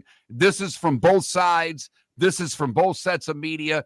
Yesterday apparently went quite a bit better for the Dolphins. No one's saying that they won the joint practice with the Lions. And I mean no one's saying it. But they looked a lot better. And they manned up. And you know, the one thing about the Dolphins that we've talked about forever is that they're a soft team. Most people view the Miami Dolphins as a soft football team. Well, I think a good way to emphasize that to your team of what they need to be to get better is practice against a team that's regarded as one of the toughest teams in the league. And it's easy for McDaniel now to look at his men and say, this is where we need to get to. You know, Tyreek didn't practice yesterday. I think Seiler didn't practice yesterday. Chop Robinson did, by the way. That's good news. But I know you're more focused on Detroit than Miami, but certainly the Dolphins, if they would have had a practice yesterday the way they did Wednesday, if I'm a Dolphin fan, I'm freaking out. The fact to me that by all accounts, they manned up yesterday and were trying to be as physical as Detroit. There was a little scuffle between Williams, the receiver, and one of the cornerbacks for Miami. Okay. Ifeatu Melifonwu, former Lion, by the way. That's, I think, where that stemmed from. So they got into it. That's, to me, for Miami, that's a good thing. A little dust up is fine. Now, apparently, Amon-Ra St. Brown was unguardable by the Miami Dolphins for 2 days. He did whatever he wanted. And we have talked about this at length. The back of the Dolphins defense is terrible. Terrible. And I don't think Minka's got a lot left. I think the Steelers won that trade. People may disagree with me because Ramsey was going to be traded anyhow, so they did get a very valuable piece for him. But it's Minka in his later years. Outside of Minka, they don't have much in the defensive backfield. So St. Brown doing what he wanted against Miami was not a big surprise, but Tua apparently was better yesterday, better in the red zone. These are important things for the growth of the Dolphins because the preseason game doesn't matter a lot to me. What came out of these practices mattered more to me. And I think for the most part, the Dolphins answered the bell yesterday. Yeah, like you said, I mean, all reports were that Wednesday went horribly for the Miami Dolphins. So the fact that they took any step forward, even if that bar was low, is a positive. I do think it just kind of depends on what your expectations for the team is. You know, like Mark, I've got the Dolphins going 10-7, or what? Maybe 11-6. Yeah. What are you? Oh, do explain. The floor is yours, sir. How? Why? I understand why people in Florida might be a little bit more concerned. Like, I don't think McDaniel makes the season. Like, I think he's fired by week 13. So explain to me where you see 10 or 11 wins for this team. Well, you start at Colts and then you have the Patriots at home. So I think they start 2-0. Now, here's where it gets dicey. They have to go at Jets late in the year, at Steelers late in the year. They have to host the Bengals late in the year, which, of course, is in Miami, but it's still the Bengals. So I think around 500 is right. I just like the talent enough and the roster enough, and maybe I'm on an island there, sounds like I am, to get a little bit over that Mendoza line at 10-7. I don't think they'll win the division. Still think the Bills will. But to get back to the root of this, I think it's great by Mike McDaniel to schedule a joint practice with a team like the Lions for this team a team that has a reputation for being soft comes in against a team that has a reputation for being hard-nosed and gritty, and maybe iron sharpens iron in that way. I think the Dolphins will be just fine. I don't think they're going to do anything spectacular, to answer your question. Wow, but that's 10 wins, 11 wins. That means in your eyes they're a playoff team. Yeah, I think so. And that would, I believe, keep this regime intact for at least another year. And I'll be honest right now, 21,000 the text line. If Trent is right, Del fan, are you happy because your coach and GM will then be sticking around, or do you want this to bottom out because you want wholesale changes? 21,000's the text line. Time now for the coolest thing I've seen today. It's brought to you by our good friends at Air Advantage. MyAirAdvantage.com is how you find them online. MyAirAdvantage.com, or call today at 433-4635. That's 239-433-4635. They are offering that great deal, 18 months, no interest, no payments for a new system at Air Advantage. Go online, MyAirAdvantage.com. And we'll stick in the NFL.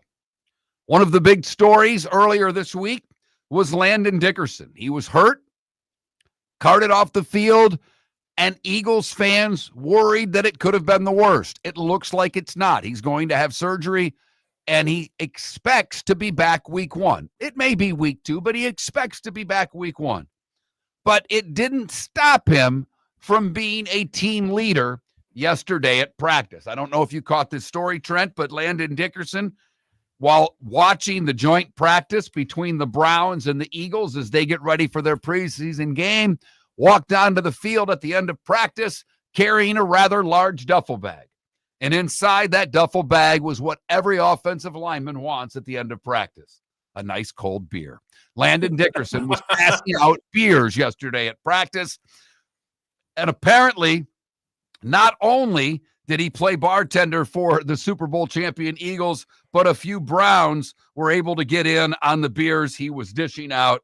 Have to love it that the linemen walking out with beers at practice, that's so old school. That screams 70s football. Somewhere Jack Lambert was smiling when he saw that. And I applaud it. It makes a little throwback to us old guys seeing a player throw out a few beers at the end of practice for his teammates. So cool move by Dickerson as he missed practice. And that's the coolest thing I've seen today, brought to you by Air Advantage. Trent Balley making the biggest statement of the show today. He's expecting the Miami Dolphins to be a playoff team. Comments on the Twitch, on the text line, 21,000. If you've not texted the show before, text the keyword Miller to 21,000 and you're in. This caller says, bottom out, Trent is high. What the blank? No way Dolphins win 10 or 11 games. Please ask Trent what he puts in his coffee. Hey, Trent, what's the Bucs record if you have the Dolphins at 10-7? Bucs at 11-6. We can go over that later. This one simply said, Greer needs to go. We will lose in the first round if we make it. And finally, as a Dolphins fan, I don't see the Fins winning 7 games. If they win 10-plus games, I'd be surprised. Trent, thank you for the good vibes. I don't see it. I don't either. But the point you made just to start it is that you see Miami beating the Colts. And Trent, obviously, if you're going to be right on your prediction, that's a must. They have to, yeah. And, I've been trying to find that team like Washington. Does a team go from the 3rd overall pick to getting into the playoffs with 10-plus wins? I don't see that happening. But I'm struggling to find the quote-unquote bad team from a year ago that can rack off 9-10 wins. People look at Chicago. Can they do it? That division's really tough. I don't think Caleb makes that jump. I like the Jags improving. I don't know how much. But the Colts and Dolphins, when you look at them, not their fan bases, but you look inside the organization, they both won 8 games last year. They both think of themselves as teams that can make the playoffs. That's a big game for both.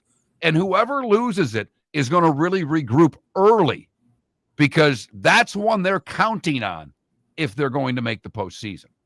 Yeah, you're exactly right. And it should be a big game and a big expectation. But just quickly, Mark, because I know we're up against it. It's at Colts, Patriots, at Bills, probably a loss, but then the Jets and the Panthers for the Dolphins. They could start 4-1. There's no doubt, and they're going to have to if they're going to be a playoff team. Miller and Moulton. If you're a business who targets men, please know there is no better and more economical way to reach your target audience than us at Miller & Moulton. So let us help you make money.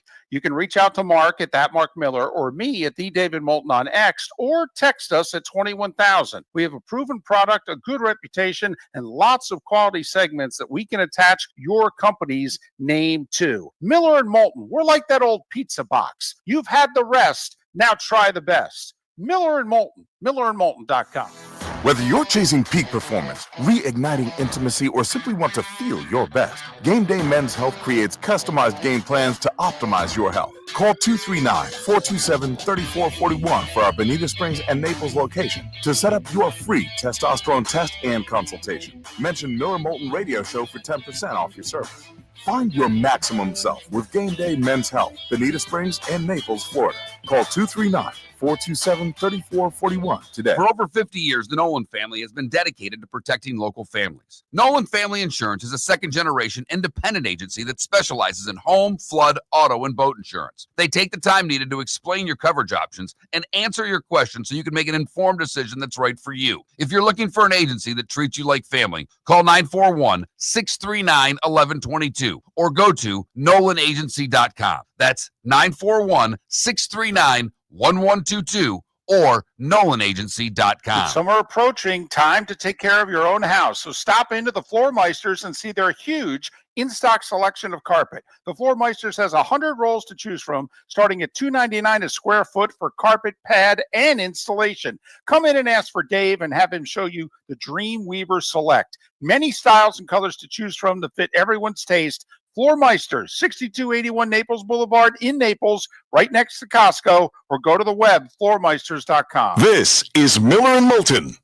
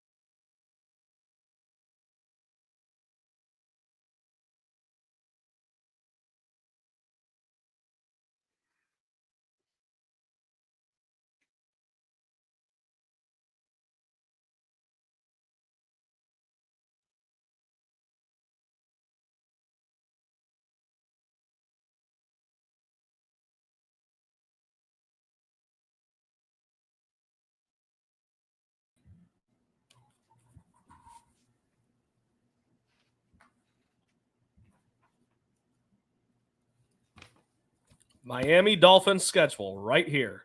Yeah, the path to 10-7 is on paper.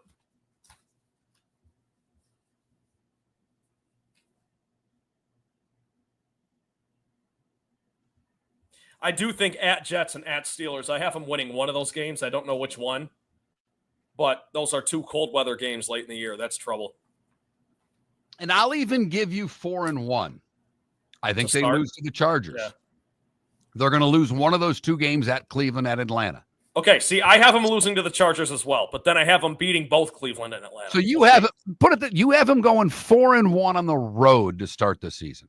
4-1 on the road in the NFL. Yeah, I guess I do. Yeah. I mean, so I think they lose one of those games. In that next 4-game stretch at home, they're going to beat New Orleans. That's it. They ain't beating Baltimore. They ain't beating Buffalo, and they ain't beating Washington. Okay, so this is one of those fun things where I have all three highlighted in orange because I think they win one of those games. I don't know which one. Maybe they beat Washington, but yeah, I'm with you. They're not beating Baltimore. They're not beating the Bills, even though those games are at home. But I just think they'll win one of those games, and that's kind of the path to 10 for me. I think they split with the Jets, so they lose this one. I think they'll lose at Pittsburgh on a Monday night. I think they might lose. They literally might lose 1, 2, 3, 4, 5, 6, 7. They might lose 7 out of their last 9. Okay, I have them losing the last 2, Bucks and at Patriots, because no chance are they winning at New England. And, if New England is as much better as people think, there's no way that Miami's going up there. They could lose their last 5, and that's when McDaniels gets shown the door. But I think they match up well with Cincinnati, though. That's kind of my hot take. Like, I think Cincinnati's defense is that bad that I think, the talent Miami has on offense, they could win that game because it's a home game, too.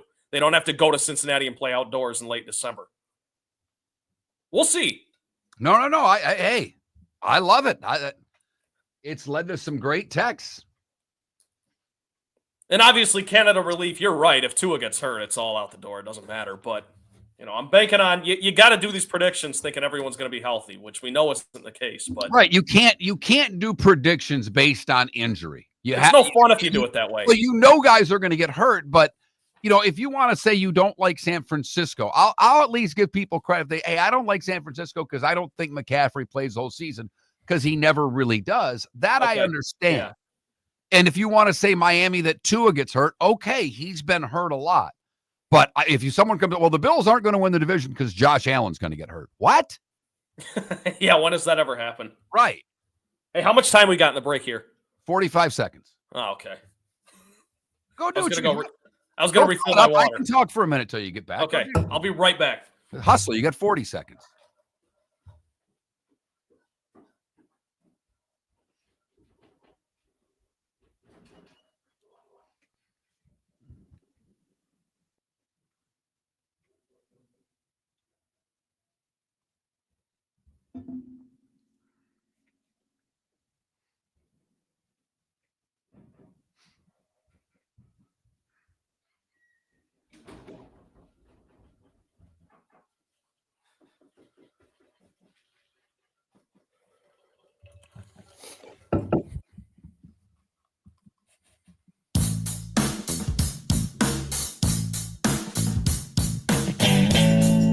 Welcome back to Miller and Moulton. Text the guys what's in your mind at 21,000. That's 21000. And now, here's David Moulton. Well, not really, because David has the day off today. So you're stuck with half the show named Miller and a fill-in named Trent Balley. But we thank you so much for joining us. Appreciate it every single day. You can always catch the show if you miss any part of it by going to millerandmoulton.com, downloading what you missed. Podcasts are up very quickly after each hour. Great 8 coming up. Pat Kirwan will join us for 2 segments at 8. And then in the final segment of the 8 o'clock hour, JP Hoornstra, national baseball writer for Newsweek, will talk a little baseball as we're getting into the stretch run there. The Yankees and Mets, just a half game lead in the last wild card spot in each league. The Guardians, a half game behind the Yanks in the American League, and the Reds are a half game behind the Mets, who cannot find a way to win right now. Mets lost last night, blowing another game late. Their bullpen has just been a mess, and they lost last night to the Braves. Angelique Chengelis will join us in the bonus hour. The charges against Michigan for the Connor Stallion sign-stealing thing will come out at some point today. We'll see what the penalties are. They're meaningless to me. Michigan won the Natty. I don't know what to tell you. And that's coming from a guy who doesn't ever root for the University of Michigan. I don't care what the penalties are today. They're not taking away their title. Michigan will still puff their chest out and say, we won the Natty. Those of you who think this was the reason why they did, no matter what's said today, you'll continue with that. But for most of us, I think we've forgotten it.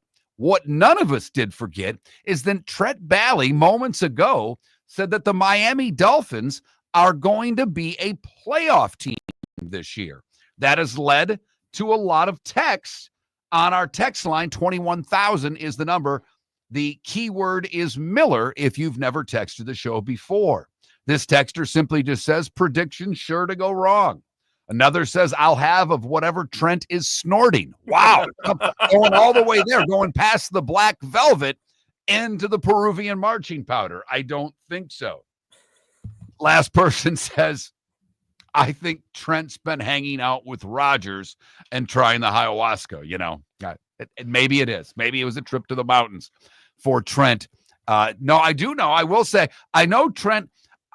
Yesterday, I found a statistic, has nothing to do with sports, that Americans are drinking less than ever before. Like in the 50 percentiles of Americans drinking alcohol. And the whole thing has been blamed on your generation, that the Gen Zers don't drink the way previous generations did.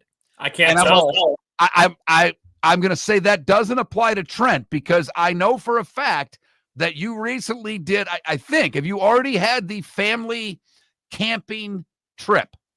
Yeah, that was at the end of July. It's always the last full weekend in July, and we had a blast. Where did you go this year? We went to Everett, Michigan. I think I told you this last time because you looked it up. You'd never heard of it, and you're from Michigan, Mark, but you'd never heard of Everett, and I don't blame you. But it's only about an hour and a half north of Grand Rapids. We went there to our buddy's property, canoed, camped, Love drank, it. Love it. sang, danced. Was great. Love the family gatherings in northern Michigan. It is God's country. It truly is a very special place. So I'm glad every year you and the family get to do that. For those that don't know, Trent came upon our show because I've known his dad since we were 16, 17 years old. His dad was from a neighboring town of mine, one of the suburbs of Saginaw, Michigan, where I grew up. He grew up in Hemlock, and we had mutual friends, and I've known his father for many, many years. And his dad called me a few years back and said, my son wants to get into the business you're in. And after telling his dad, don't let him do it, Trent didn't listen. And he is trying as best he can to get involved in this crazy world called sports radio. But we're happy to have Trent on today. All right. You talked about the Dolphins. Let's talk NFC a little bit, because we know you're picking the Lions to win the division. You've already said you're picking the Rams, and the Eagles are a seemingly easy pick to win the NFC. I have been very high on the Tampa Bay Buccaneers. I think that their line's one of the best in football. In fact, Pro Football Focus has it ranked the 6th best offensive line entering the season. I know there are depth issues there, and Wirfs is gone for 4 games. I think their receiving core is fantastic. I love their running back. Their defense has to produce a pass rush. We'll see if Reddick can bring that. And their back end, I think, is good enough. And I love the way that they coach defensively, and Bowles blitzing all the time makes it difficult on other teams. So I'm very high on the Bucs. Who's the NFC team not named the Philadelphia Eagles? Because that's pretty damn easy. Who's the team not named the Eagles in the NFC that you think has the best chance to take down the Eagles in the NFC? Do you still think it's the Lions? Yes, but if no one wants to hear me rant about the Lions, so I'll pick a different team. I think the Washington Commanders, just in that division, have a chance. I don't know about the best chance. I still think the Lions have the best chance, but the Commanders right there. Here's the thing. I think so many people just expect a sophomore slump from a quarterback, and CJ Stroud's a big reason for that, or Trevor Lawrence is a big reason for that, or even Tua, I think, had a bit of a slump in his sophomore season. Jaden Daniels, to me, doesn't strike me as that kind of guy. So if they can figure out, and this is a big if, and we'll talk to Pat Kirwan about this at 8:00, if they can figure out the Terry McLaurin situation and get everything right with that, I think Jaden Daniels, even maybe without Terry McLaurin, could take enough of a leap to vault himself. Some people have him in the top 5. They've got him right at 5 or 6 in quarterback rankings, right? I think a guy like that, with that type of roster, that's good enough. It's not a Cincinnati Bengals situation where the defense is horrendous. Their defense is okay. I know they were really bad stopping the run last season, but they've improved. So I think the Washington Commanders, Mark, could win 11, 12 games, and we'll see how the Eagles go, but I think they could be the biggest threat right in that division, close to home. And part of the reason that I like Tampa Bay is not necessarily the sophomore slump, but they're going all year with Penix in Atlanta. He's talented. He throws the ball really well. Still unknown. Still very unknown. Everybody's freaking out about the Vikings. And if you look at the Vikings going with McCarthy, look at that roster compared to Atlanta. Can Atlanta ever get a pass rush? Will they be able to block for Penix? Love Bijan Robinson. That kid's a stud. Yeah. And they've got a receiver. They've not used the tight ends, done nothing there. Oh, my gosh. That's the most frustrating thing ever, by the way, Mark, and I know a lot of your audience are Gators fans. The way Kyle Pitts has been used, or lack thereof, mostly the latter in Atlanta, is so frustrating. But is it now at the point of how he's been used, or is somehow he not been as good as we thought he was going to be? Which is it? His targets. He's been there long enough under 2 different OCs. And it's the same old. Yeah, and you know what? I mean, you could just kind of stick to your morals and say that was way too high to pick a tight end anyways in the draft, because that could be the case too. But I just don't think they even try, Mark. Half the time, I'm like, they're not even trying. He's not getting targeted, and it drives me nuts. So to your point, maybe it is he's not getting open, or he's not getting schemed up as much as they might, as we as fans might think he is. But nonetheless, it's frustrating. I just wanted to throw that in there. Can we talk about the Bucs for a second? Just one quick thing. Yes, I'd love to get to the Bucs. I just want to let everybody know, if you're a media member listening to this show specifically if you type on the Kirwan, it is PENIX. Oh, yes. That X is key at the end. You want to make sure that you hit the X on the end and don't let that ring finger on your home row stay on the home row, because a television station in Savannah made the mistake when spelling Penix's name on their graphic of keeping that ring finger on the home row and swapped out the X with an S for their graphic. You can all do the spelling on your own. Do you think that guy got fired? No. Reprimanded, yes. Unless someone could prove that he did it on purpose, you're not losing your job for that. First off, you know how little people make in this industry. This poor guy who's doing that job's making, $28,000 a year in Savannah. Are they really able to get someone to replace him? And so, no, I don't think he got fired, as long as it was an innocent mistake. If it was a calculated mistake, then yes, that's a fireable offense. All right, the Bucks. I have said for a while, I think the Bucks will play for the NFC title game. I think Detroit takes a step back. I don't think there are any two ways about it. With the brain drain and coaching, I still don't love their defense, although Hutch apparently has been amazing throughout camp. I'm still not in love with their defense. Anzalone there is not my guy. He wouldn't be, my captain on my defense running the plays. I don't love him at all. I think he's average at best. The offense is really good, but the line's not as good. So in that division, I think Minnesota's roster got better. I think Green Bay's a little bit better. So I'm worried about Detroit. I'm worried about Stafford.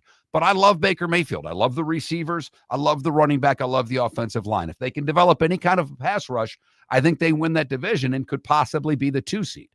Your thoughts on the Bucks, Trent? Well, just quickly on the Lions, because you mentioned something I do want to bring up. We've talked about a lot up here how they went 15-2 last year. They're not going to do that again, but just because they don't go 15-2 doesn't necessarily mean they're taking a step back, because they did lose their first playoff game. So I've got the Lions at 12-5. I think, and just quickly, this is a name for people to remember. Anzalone is the captain, or was last year. Jack Campbell is the young linebacker out of Iowa making his 3rd season this year. He's the guy that is going to be wearing the green dot for the Lions this year. So that's just good. To watch. I love Campbell. It was a great draft pick. He's played well, and they need him to start stepping up. Yeah, just something to watch. But as far as the Bucks go, I mean, we talked about the Dolphins potentially starting 2-0. I think the Bucks start 0-2. I think at Atlanta and at Houston is kind of a rough start, but they've got to keep things, they got to keep it on the straight and narrow, because Mark, I think the back end of the Bucks schedule is as easy as it gets, because after they go to LA to play the Rams around Thanksgiving, they play the Cardinals, the Saints, the Falcons at home, the Panthers. On a Thursday Dolphins. night for that Falcons game, by the way, a short week late in the season for a division game. Great point. And then they play the Panthers twice in that stretch as well. So for a team that I think can win the division, they're really going to have to lean on the back end of their schedule. But Mark, I'm with you. The ceiling absolutely is NFC Championship game.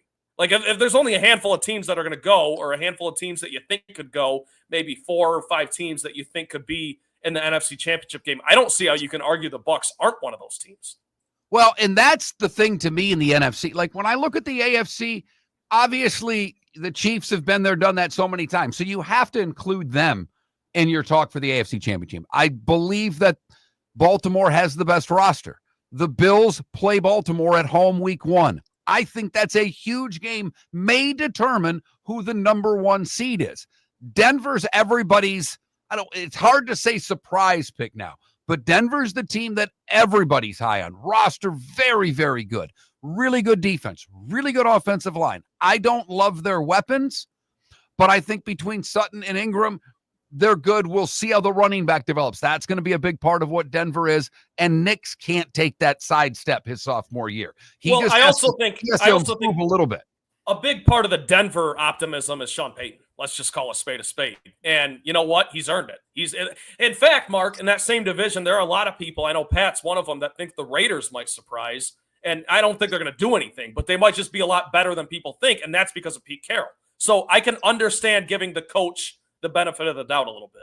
But, in the AFC, it's hard to break through the top teams. Can Denver do it this year? We will see. But when I look at the NFC, I think Philadelphia is clearly the best team in the NFC. I think if we asked 20 NFL insiders to name the second best team in the NFC, I think you'd get Lions. I think you'd get Rams. I think you'd get Bucks. I think you might get Vikings. I think you might get Packers. So, and you may even get a few that say the Washington Commanders. I just think when you look to see who the number 2 team in the NFC is, I think it's wide open. I think it could be a bunch of teams. I like the division that Tampa's in. They've won it, 4 times in a row now. And I think because of New Orleans, who I believe will be on the clock, when the season's said and done, I think the New Orleans Saints will have the first pick. I think the roster's that bad.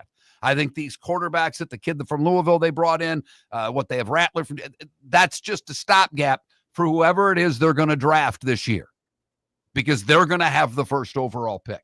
And Carolina, Sean Salisbury's high on Carolina. Read something that he put out yesterday, or an interview he did yesterday, in which he's a lot higher on Carolina. We'll see if Canales can get Young going, but I worry about that roster. So when I look at Carolina and I look at New Orleans, I look at 2 teams that won't have winning records. Yeah, it's 4 wins. It's 4 wins for the Bucks for sure. And at some point, Mark, I know we're up against it here, but you play who you play, right? Are we really going to penalize the Bucks for playing in the worst division if they're the best team and they're worthy of winning 11 or 12 games? No, at least we shouldn't. And that quarterback, like you said, is proven. And I'm with you in lockstep. I think the Bucks surprise a lot of people this year. Pat Kirwan, we'll see what he thinks to some of Trent's outlandish ideas that he just spoke of. Pat Kirwan next. American Paint Supplies is your one-stop shop for all your coating needs and has been for 30 years. American Paint Supplies is also your #1 Festool dealer in Southwest Florida. If you are a builder, cabinet maker, painter, or power tool enthusiast, Festool craftsmanship can be found at American Paint Supplies. Celebrating 30 years of service, and Festool is celebrating 100 years of excellence. Come to American Paint Supply for a perfect pairing of service and expertise on 6100 Shirley Street, Naples, off of Pine Ridge, or online at AmericanPaintSupplies.net. With summer approaching, time to take care of your own house. So stop into the Floor Meisters and see their huge in-stock selection of carpet. The Floor Meisters has 100 rolls to choose from, starting at $2.99 a square foot for carpet, pad, and installation. Come in and ask for Dave and have him show you the Dream Weaver Select. Many styles and colors to choose from that fit everyone's taste.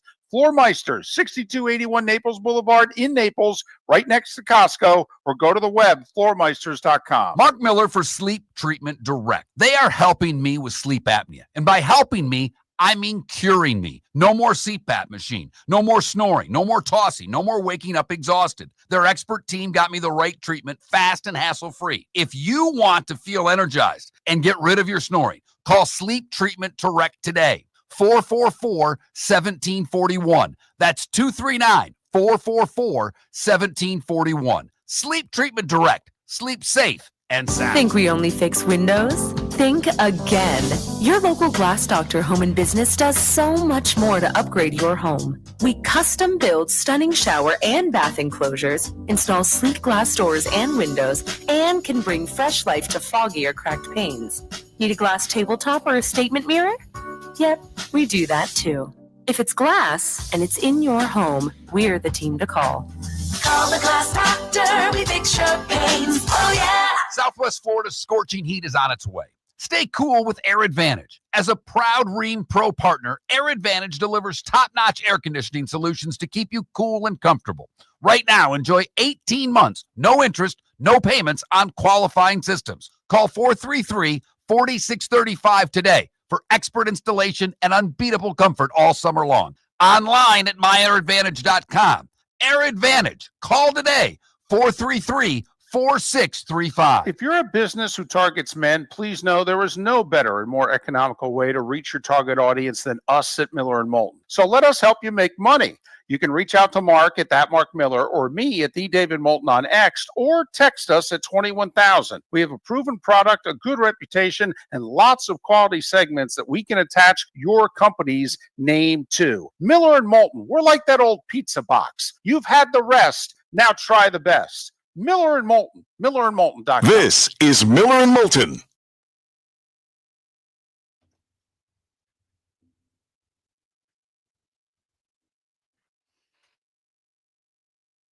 Hello.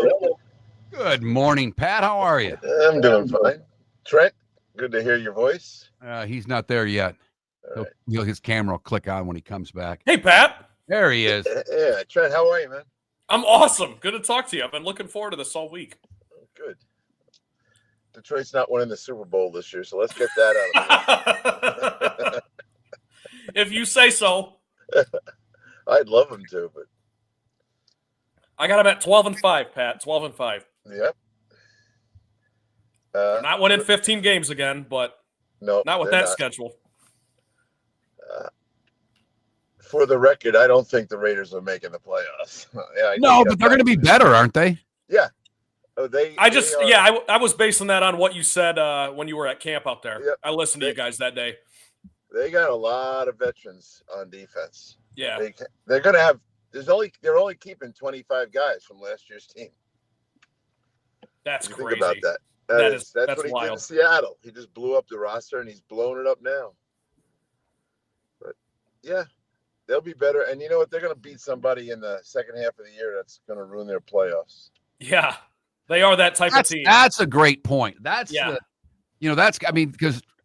I'll relate that to Saturday with all these new quarterbacks in the SEC. It's like there's going to be teams that are going to be a lot saltier in November than they are in September. Yep. And I think the Raiders fit that mold too. There's no doubt. That is who they're going to be. And he'll keep them up tempo the whole time. And they'll actually think they can beat anybody. But yep, that's them. They play the Texans and the Broncos late in the year. Those could be nominees Texans for are your prediction. prime candidates to get their ass kicked by the Raiders. I saw those guys. Thank God they're in a shitball division. I mean, seriously. You can't. Nobody can pick a team they think can beat them for the division, and it's a shame because Jacksonville should have been the team that was on the tip of everyone's tongue, but they're not. You just can't believe in them. Well, that's why. I mean, I might be. I don't know if Jacksonville can make the playoffs, but I think Jacksonville could go from 4-13 to 8-9 easily. I agree with that.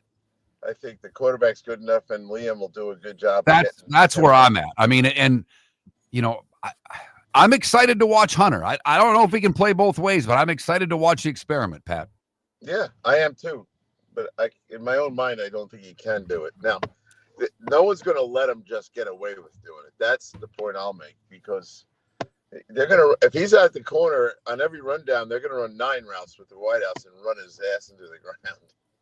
They're just not going to let him have a moment's rest.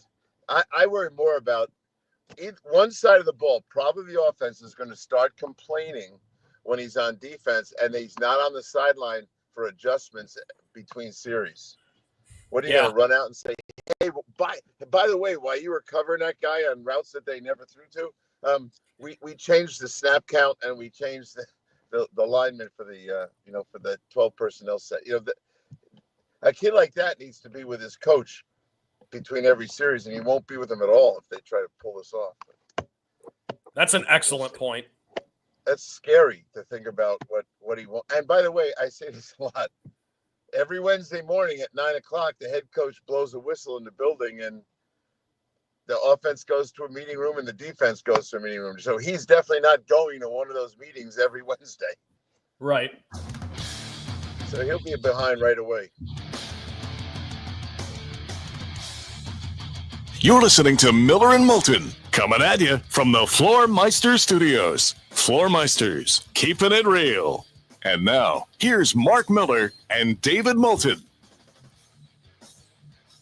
It is the great 8 o'clock hour on Miller and Moulton. We are so happy that you are with us, because Fridays at 8 a.m. mean one thing and one thing only now that it is football season, and that is Pat Kirwan.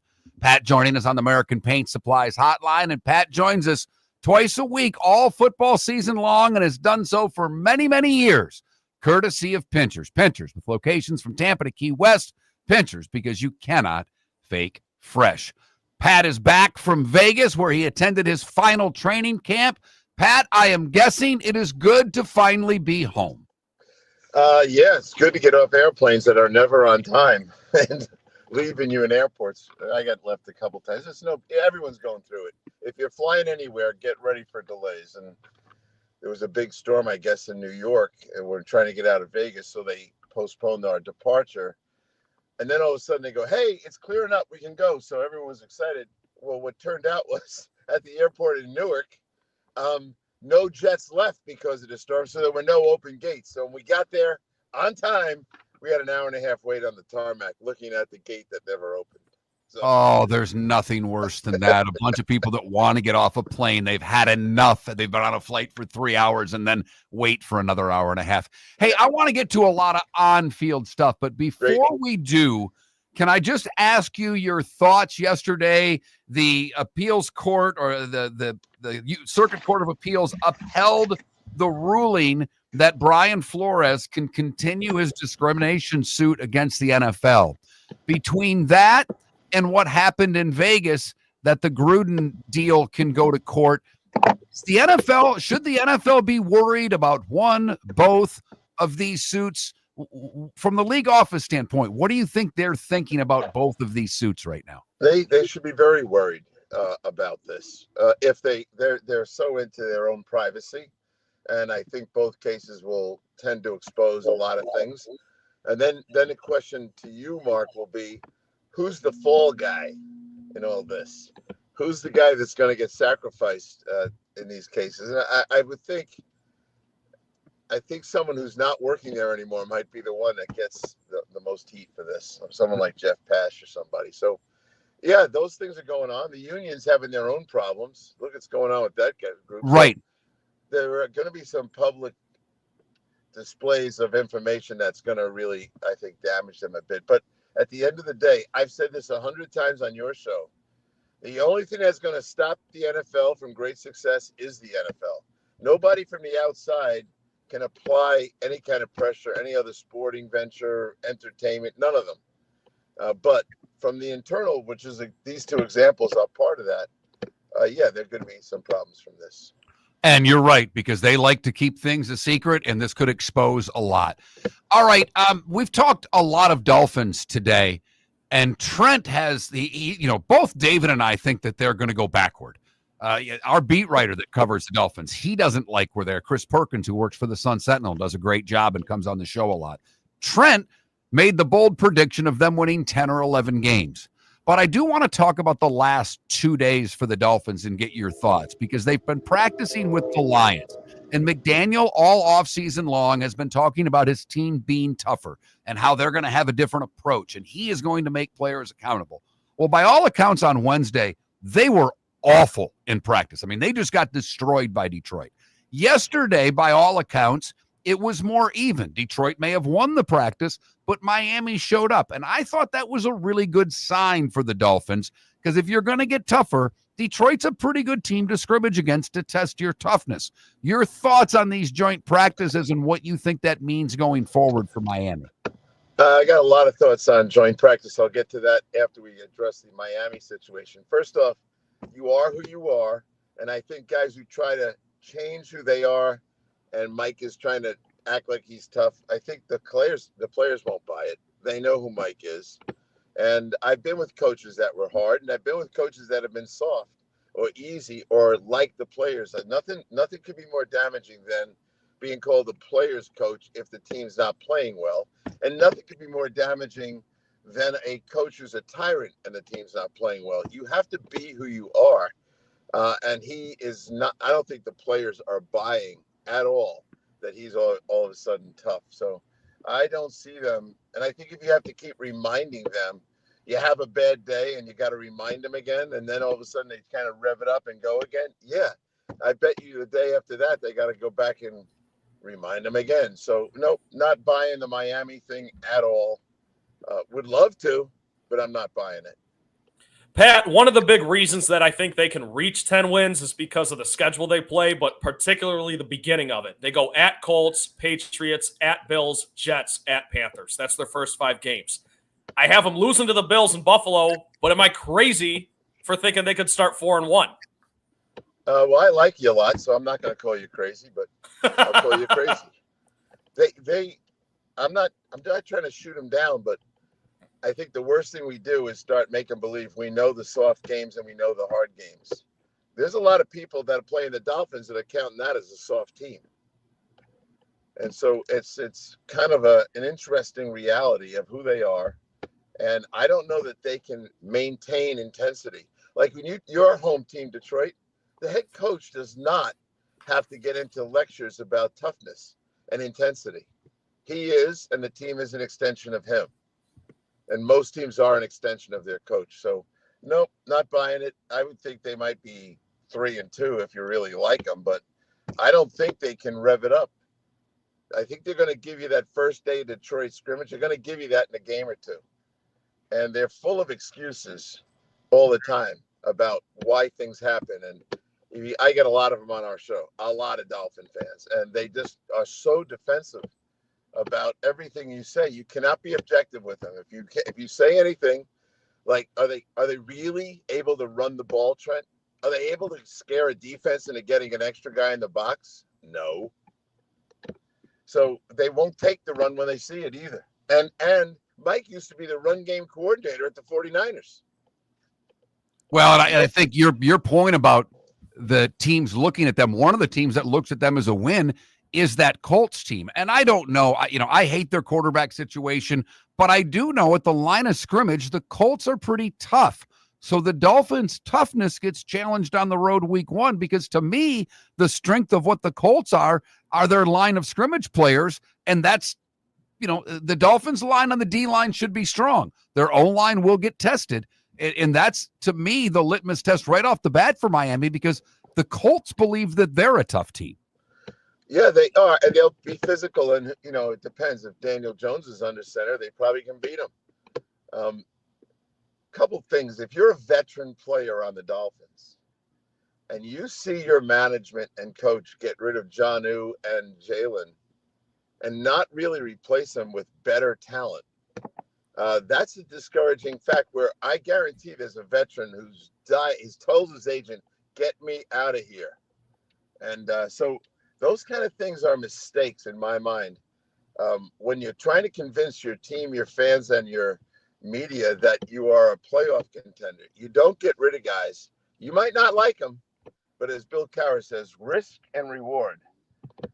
I think under Bill's guys, they tolerated some guys he could not stand, but he knew that they couldn't replace the talent for talent. So I think that's the problem with veteran players in that locker room. And I think losing can be contagious. They got guys on that team, I promise you, that as soon as it's rough, they're going to go, up, here we go again. So that's what your Detroit Lions did when Dan came in there. He got that thought that was in their heads out of their heads. Pete Carroll's in the middle of doing that at Raiderland. There's a 4-win team. They're going to keep 25 guys from last year's football team. Think about that. They're going to keep the kicker, punter, and long snapper, but they're going to put 25 new guys on the team to overhaul the culture. Same thing he did in Seattle. And Miami, I don't see him going there. You talk about turning talent over, and I'm just curious, last thing that's kind of Dolphin-centric, they pretty much overhauled the secondary, right? And I'm curious, Pat, in all your years covering football, have you ever seen a team that overturns their entire secondary and stays afloat? Because to me, if I were to argue myself on this Dolphins 10-7 take, that's the first thing I would bring up, is they got a whole new secondary back there. Have you ever seen a team pull that off? Well, it's a good question, because the communication in the back end is vital. You get a lot of strength changes. The tight end shifts to the other side. Now it checks your coverage. Then all of a sudden you got to check the splits of the receivers. Then all of a sudden you've got an issue where the safety doesn't know the corner, and they're on the road and they don't get the check change and all that stuff. So yeah, there's a real opportunity for mental errors back there that lead to physical problems. Particularly when you're taking a talent and reducing it, particularly Jalen Ramsey, who vocalizes so many things in coverage. They don't, Minka's a leader, but it's just a different kind of guy. So I'm with you on that, Pat. You had mentioned that you wanted to get into these joint practices. It's become a huge part of what the league's about. It's why, first teamers aren't playing in preseason because they think they get more in these joint practices. First off, does everybody do it, and should everybody do it? Not everybody does it. Most are doing it, and they are using the joint practices to get their starters reps on all the critical situational play. 2-minute, red zone, goal line. Because preseason games, you may not get any of those. You, as the starters, go for a series or two, or even the first half, which they never do anymore. You may not get any of the situational play that you need. Consequently, the scrimmages take over for that. Well, the next thing that's happened is we went from one scrimmage to two, and now we have a bunch of teams that are doing it 3 times. So think about that for a minute. My feeling is that when we get to the next CBA negotiation, you're going to see the NFLPA either try to eliminate the scrimmages or, reduce them to one only. We're already seeing teams canceling them.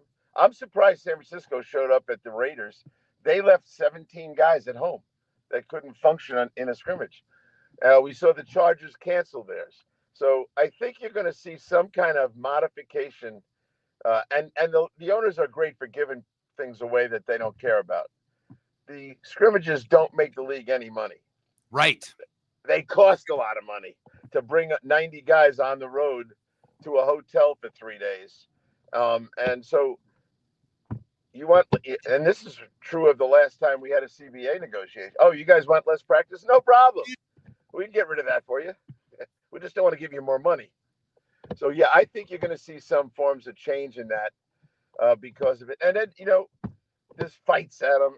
And I like them personally. And I'd love to fight to have more of them if I was a coach. But we're going to go to 18 games and 2 preseason games. That's going to put more stress on the reason to have scrimmages. And I ran ours. When I was at the Jets, I was in charge of, and I used to coordinate with the other guy who had my role. More with Pat Kirwan on the other side. We're up against it, sir. More with Pat coming up next. Southwest Florida's scorching heat is on its way. Stay cool with Air Advantage. As a proud Ream Pro partner, Air Advantage delivers top-notch air conditioning solutions to keep you cool and comfortable.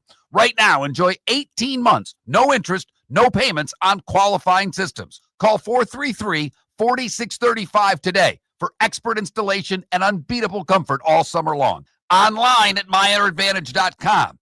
Air Advantage. Call today, 433-4635.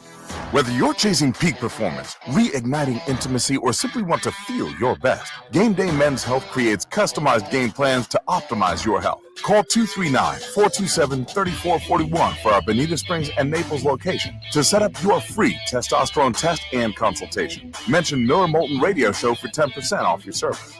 Find your maximum self with Game Day Men's Health, Bonita Springs and Naples, Florida. Call 239-427-3441 today. With summer approaching, time to take care of your own house. So stop into the Floor Meisters and see their huge in-stock selection of carpet. The Floor Meisters has 100 rolls to choose from, starting at $2.99 a square foot for carpet, pad, and installation. Come in and ask for Dave and have him show you the Dream Weaver Select. Many styles and colors to choose from to fit everyone's taste. Floor Meisters, 6281 Naples Boulevard in Naples, right next to Costco, or go to the web, floormeisters.com. American Paint Supplies, for nearly 30 years, is your one-stop shop for all your coating needs. If you are a designer, a contractor, a professional painter, or a weekend warrior, American Paint Supplies is the place where experts go to get expert solutions. At 6100 Shirley Street in Naples off of Pine Ridge, American Paint Supplies delivers the best solutions with the best products with the best support. Meet Gene and his team today at American Paint Supplies. Call 239-566-2700.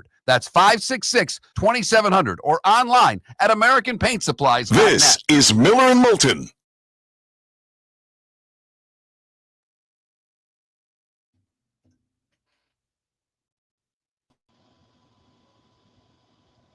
Hey, Pat, is there any way for you to turn your volume up? You're a lot more quiet than usual, and I don't know why. Hold on. Let me see if this helps a bunch. All right, that seems as loud as it's going to go. That's better. I'll talk louder. It's simple. I can be my own volume control, Mark. That's it. on my show, I yell a lot. Like, what are you talking about? I get in that. I get in that habit of always going a little louder than normal too. Yeah. Jim sets me off because he runs the show with a hard count every time we come back from a break. Full hard count mode. When I'm on with Jim, I have the volume down to like 3 out of 10, and it still echoes in my ear. And Tim Ryan was worse. D-Rock, BK. Pat, how are the grandsons doing? Great. I'm at one of their football practices right now. As I'm sitting in the parking lot doing this show, watching practice. Yeah, I'm doing great. And, I'm just trying to help this guy. This is the best hockey player in my family. He got so big, he wanted to play football, and he had to transfer out of his high school to do it. And he's at a big powerhouse Catholic high school, and he's playing defensive end. He's about 225, maybe 227, 6'3". So he's not giving up his hockey. He goes to hockey at night. I go, do not tell the football coach you're playing hockey at night. Just keep doing that. But, ignorance is bliss. Yeah. So, Pat, I was telling you, my buddy's kid just signed the lineman there, because he played college ball. He signed with Grand Valley. He committed to Grand Valley State. He's not signed yet, but it's 6'2 3/4", and he plays center and just doesn't get a look from D1 teams.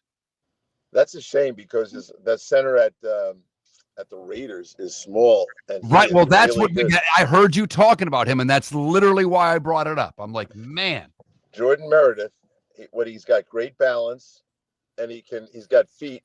So when he gets in front of the nose tackle, who's always giving up maybe 40, 50 pounds, he's able to stay with him and run him out of the pocket. And the Raiders don't feel worried about him at all. Well, and that's what I told Chris, because Chris, he keeps mauling guys. Don't worry about it. He'll be at Grand Valley for 2 years tops. Yep, that's it. And I just got to get someone that can get his name out to the other big schools. There are agents now. They're not agents, they're advisors. And I know like Lane's using them. Everyone's using them. So once you start to get on film, what you want to do at the end of the freshman year is get those Grand Valley films in front of. And I know some guys that are running the programs, like Nagy's running the program for Oklahoma.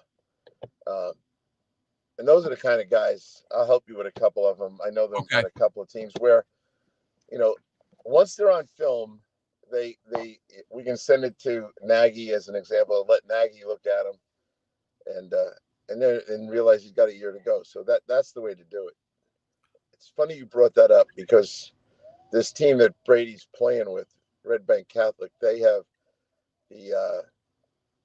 the other end's been already offered at Penn State. He's a junior. He's already been offered there. The nose tackle's been offered at Duke and North Carolina. So it is kind of fun to see. But I asked a parent who was standing here one day. He knows what I do, and he was like, "Hey, my kid's not getting any big offers." I said, "Well, what's your plan?" And he said, "We're looking for this Division I AA kind of school that sends the most guys to the big schools."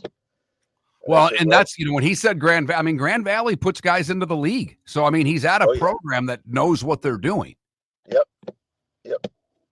He's a junior? He's going to be a senior this year. Okay. Yeah. You go there and you get his film in front of people that make those decisions. Nagy, as an example, he's not just running the program for the portal and the NIL, but he is in charge of the Oklahoma roster. He's going to pick the final team. Well, I brought it up earlier. I was really bummed out that Belichick's not doing his coach's show. That would have been a must listen for me. Yeah, absolutely. Here we go. Welcome back to Miller and Moulton. Text the guys what's in your mind at 21,000. That's 21000. And now, here's David Moulton. Well, that's kind of a lie. David has the day off today. He will be back on Monday. Trent Balley sitting in for David today. I got a text saying you haven't give out the football numbers. Well, I gave them out earlier, but the magic numbers for those of you that need them, 8 until week 0. 13 18 days before the college football season in full kicks off on Thursday night, and 20 days before the NFL opener. And the NFL is what we talk about with Pat Kirwan, who joins us on the American Paint Supplies hotline twice a week and also joins us courtesy of Pinchers, where you cannot fake fresh. You were in Vegas. I know you're obviously a long relationship with Pete Carroll. I don't think anybody is expecting Vegas to finish anywhere but fourth in that very good division.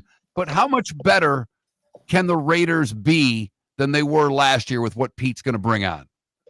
Well, one of the answers to that question that you and I discuss a lot is how many wins can you improve? And we've looked at teams that just go up 4 wins from where they were the year before. And there are years that's only 1 or 2 teams that can do that.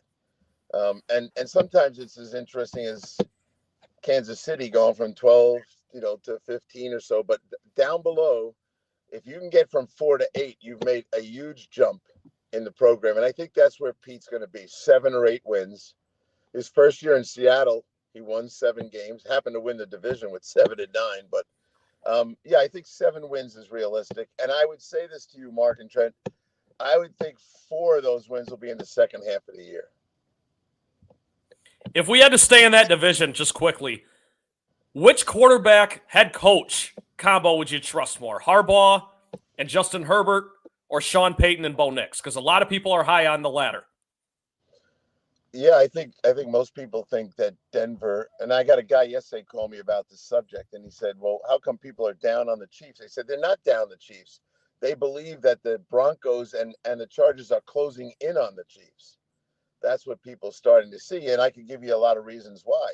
Your offensive tackles still aren't very good, and there's a lot of issues. You had an injury or 2 on defense.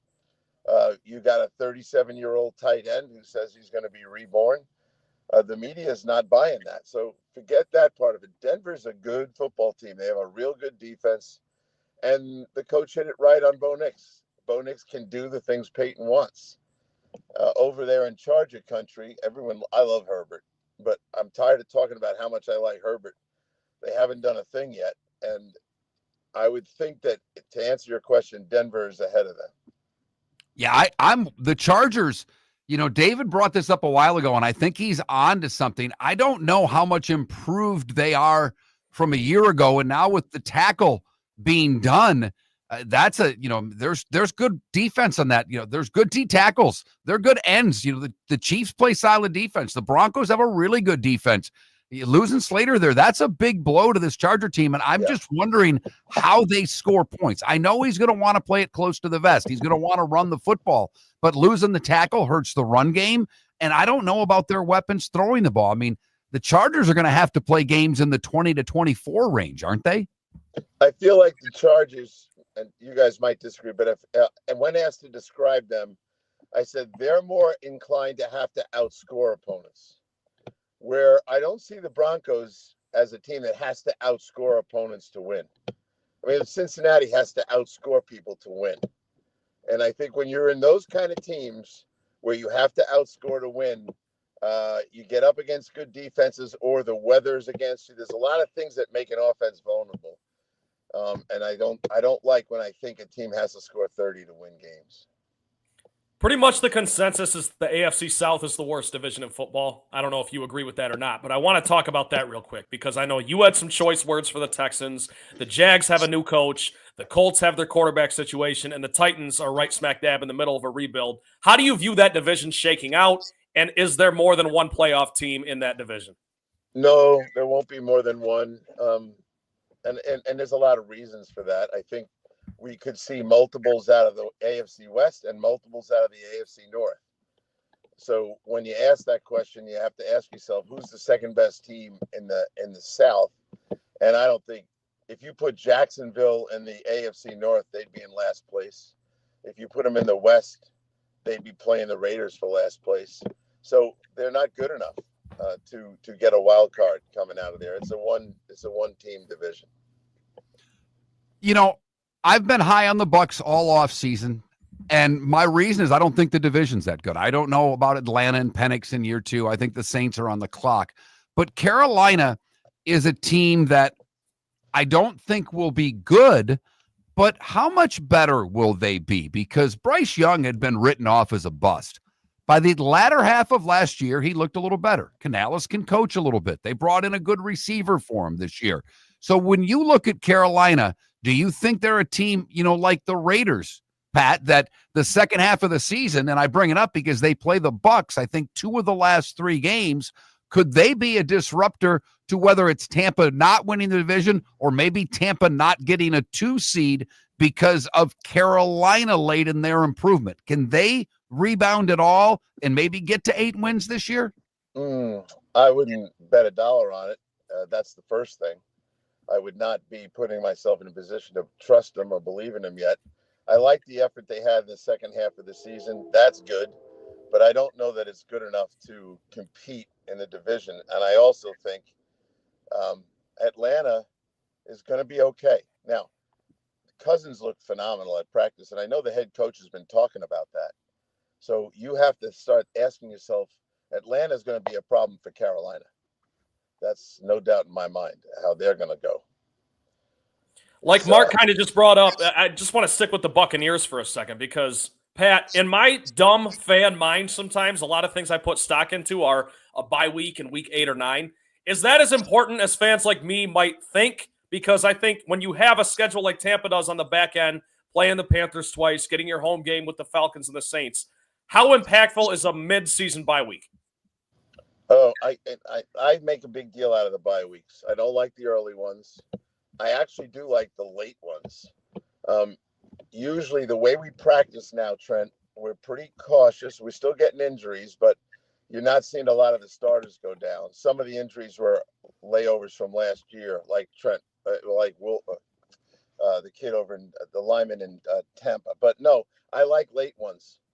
I like that you get some momentum. One of the things I think we don't talk about enough is teams with momentum get a bye and they lose their momentum.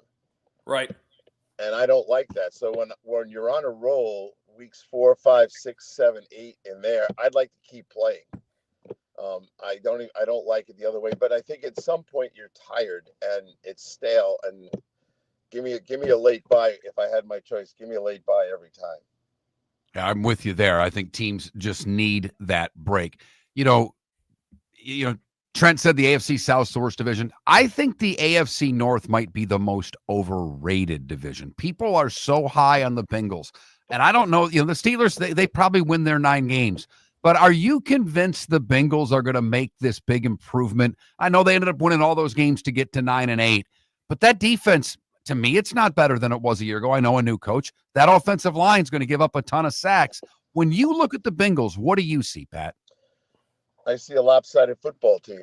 They're in that group of you got to score 30 to win. I'm not buying the defense. I like some of the thoughts there, and I like Al Golden a lot, but Lou Anarumo wasn't the problem. And now they still have a disgruntled pass rusher, and the kid on the other side is, in my mind, completely unproven. So at the end of the day, when I watch those guys, I go, I'll tell you, I was impressed with Pittsburgh. Now, I didn't go to Cincinnati, but I was impressed with Pittsburgh. And they are very big, number one, large and physical. That part of it is going to be good. The defense is going to be solid. They're very big on the corners, too. All the corners. They had 6 corners. We kind of lost Pat right there at the end, but he's high on the Steelers. He's Pat Kirwan, and Pat joins us twice a week, courtesy of Pinchers, where you cannot fake fresh. We will switch gears and talk baseball next on Miller and Moulton.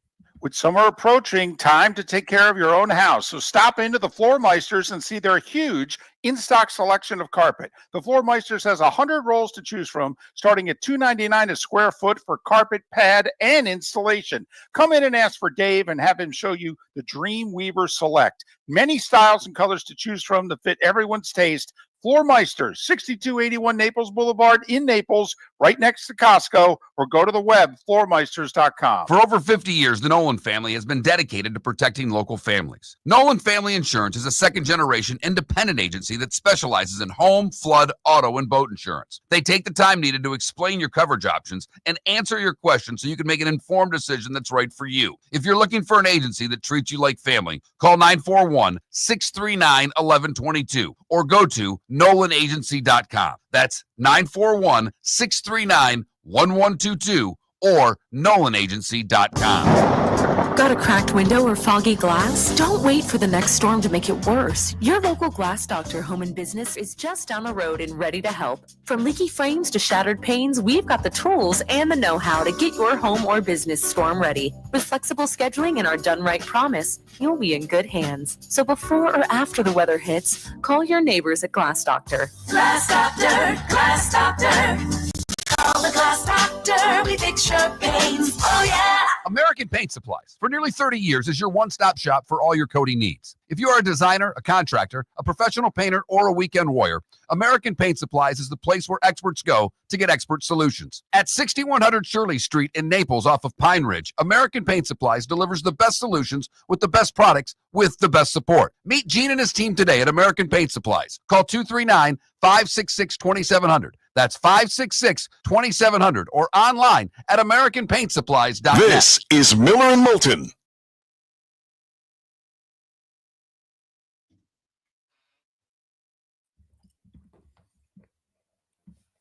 We got sparks flying in the Twitch chat room this morning.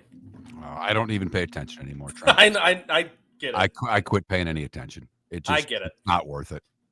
Oh, it's definitely They don't not. listen to anything that you say, and they take one sentence, and that's your life. So it just doesn't matter.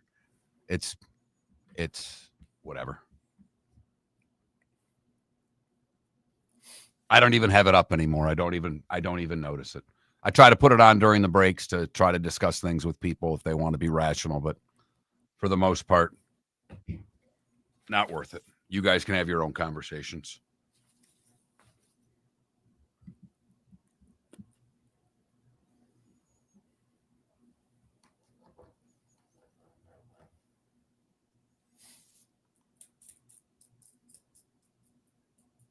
You playing fantasy football this year I play in one league.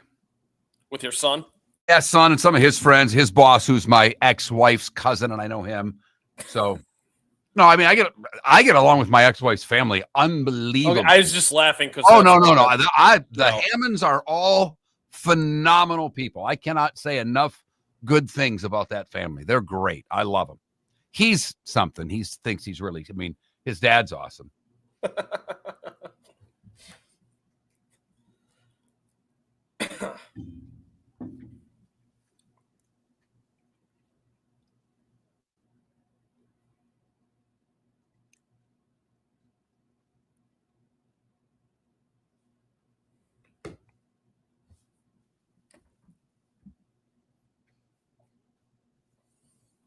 All right, so JP Hoornstra, is he's a national National MLB baseball. guy? Yep, Okay, cool. So we can ask him anything pretty much. absolutely. Good deal.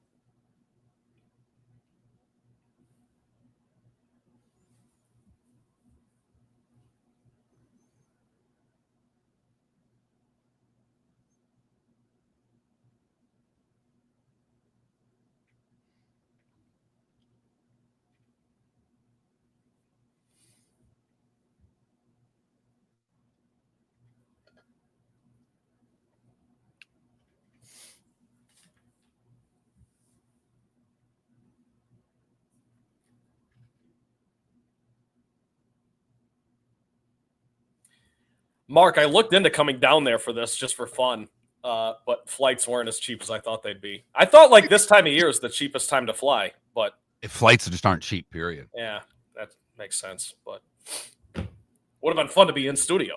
Haven't been there in over a year. I know. All right, I'm going to call this guy.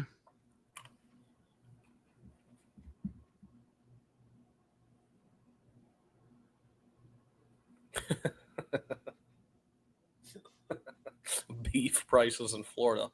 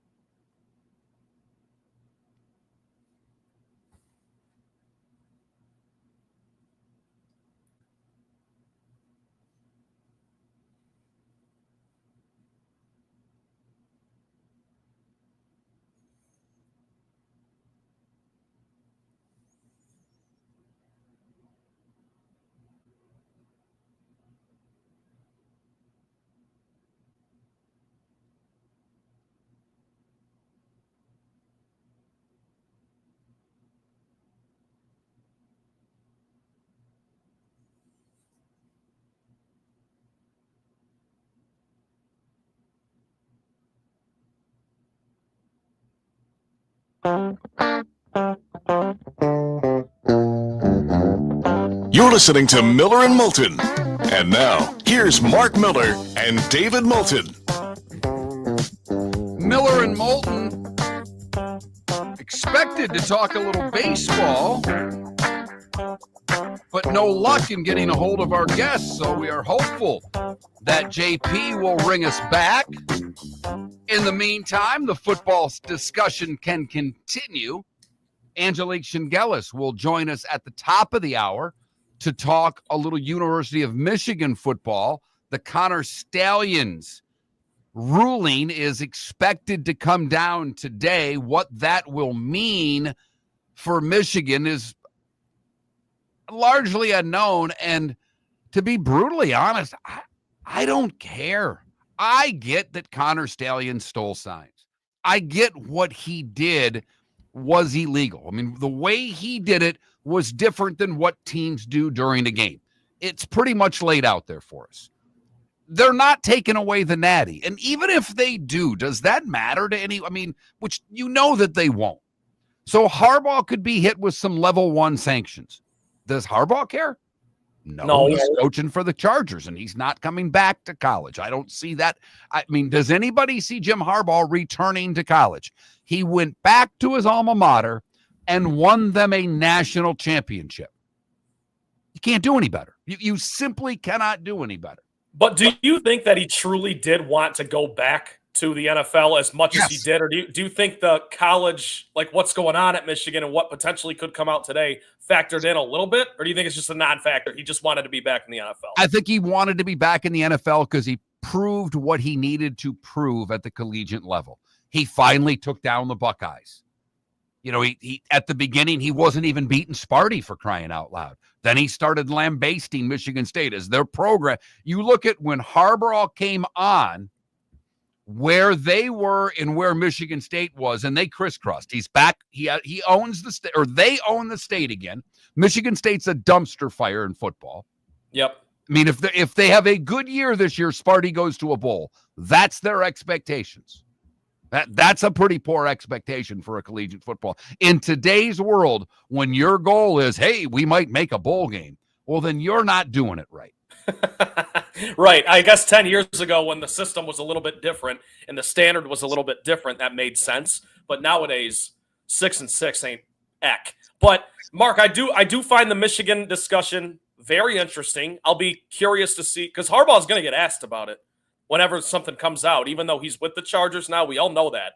But I will be interested to see if he has any sort of comment on what happened and what comes down, the hammer, so to speak. Because, like you said, Michigan sure doesn't care about it. I'll be curious to see if Harbaugh does or if he's going to completely leave it in the dust. But we're going to find out. We're going to talk to Angelique Chengelis, terrific columnist, writer for the Michigan Wolverines up in this neck of the woods on Miller and Moulton in the bonus hour. we were hoping to maybe have some of that news by then, but it doesn't appear that's going to be the case, and that's okay. We'll just ask her kind of what her predictions are, as she's pretty tapped in that way. We go now to the American Paint Supplies hotline. American Paint Supplies, proud sponsor of the hotline, and JP Hoornstra, national baseball writer for Newsweek, joins us now. You can follow him on X, pretty easy. JP Hoornstra, Hoornstra is how you follow him on X. JP, good morning. Thanks for doing this. How are you? I'm doing great, guys. Thanks for having me. It's our pleasure. Curious, what has you more fascinated right now with what the Mets are doing falling apart, with what the Yankees are doing falling apart, or with what teams like the Brewers, who can't seem to lose, or the Guardians, who have been on a hell of a run for about 35, 40 days now? What captivates your interest in the baseball world right now? Can I choose all of the above? Absolutely. I think all of it makes for a fascinating September and October. I think in the case of the Mets and the Yankees, and also the Dodgers in the same boat, you have older teams who really rely on veteran players. And what do you know? Older players tend to break down. Older players tend to have a difficult time sustaining their performance from not just April until the end of August and into September and October, but, from year to year, it's not necessarily a reliable aging curve. Take Los Angeles, where I am. You see, Shohei Ohtani turning 30 and mostly looking like the same hitter he was a year ago, and Freddie Freeman still mostly looking like Freddie Freeman, but Mookie Betts deals with one illness in spring training and has a difficult time looking like Mookie Betts. Francisco Lindor has not looked like Francisco Lindor. The New York Yankees, boy, God, where to begin? So many aspects of that just seem to come unglued, if you will, once Aaron Judge goes on the injured list and really exposes the team for not being as deep as they thought they were. I love Paul Goldschmidt. I watched him for many years in the National League West, but he's just not the same guy he was 10 years ago. And so then you have a team like Milwaukee, a team that is much younger, a team that is exciting, fun to watch, runs the bases tremendously well, and has the deepest pitching staff in baseball because, what do you know? They're not relying generally on guys over the age of 30 to carry that rotation. And so I think it's really a testament to just how much of a grind the baseball season is, how much depth pays off, and how much having, 5 stars really doesn't get you as far in baseball as it does in basketball or even the NFL. All right, JP, thanks for joining us, man. I got to ask you, I know the NL West by numbers only is the closest division race right now in mid-August, just a game. But the Mariners are a game and a half back of the Astros in the AL West. And I told my buddies a couple weeks ago that I'm picking Seattle to chase down the Astros, who we all know have been the class of that division for the better part of the last decade. Am I crazy for thinking Seattle's going to pull this off? No, not at all. I think Seattle on paper is one of those teams that probably should have put it together a long time ago. And Houston on paper is the team that maybe is due for a regression. I mean, Houston has been the class of that division for a decade now. Teams really just don't sustain that kind of excellence in Major League Baseball anymore, but the Astros, to their credit, have been able to. But, we're starting to see some cracks in that this season. Yordan Alvarez cannot stay healthy. Speaking of older players, Josh Hader has been as healthy, as consistent as any reliever in the game for most of the last 10 years, but finally goes on the injured list. And I don't know how Brian Abreu is going to look as a closer, but we're about to find out. I don't know that an Astros team that counts Jose Altuve as one of their best, if not their best hitters all season, can continue to do so for all the reasons I've just been talking about. So enter Seattle, right? A team that already had the starting pitching, a team that really hadn't been able to hit. I mean, they were very difficult to watch at the plate last year, but this season had arguably the most valuable player in all of Major League Baseball. A switch hitting catcher hitting 40 home runs by the All-Star break. Are you kidding me? and then goes out and arguably wins the trade deadline, adds Josh Naylor, adds Eugenio Suarez, and just really looks like a team that's going for it. And that is tremendously fun to watch. It's one of those where, like, until they do it, you don't know that they can actually put it all together, but they have all the pieces. So no, not crazy at all. It seemed like halfway through the season when Aaron Judge is ripping the cover off the ball and hitting at such a high rate with average and home runs and all of those things that the AL MVP was a foregone conclusion. But you just mentioned Cal Raleigh with all the home runs, a catcher. He was out of the lineup. I know he pinch hit and was walked in the ninth yesterday, but it was like it's only his fifth game that he missed. He has been there every day playing catcher, by the way, which isn't very easy. Is he going to chase down Judge for the AL MVP? I think the opening is there, and his numbers since the All-Star break have not been what they were before. So, if you project things out, there's absolutely time for Aaron Judge to, make this less close than it is right now.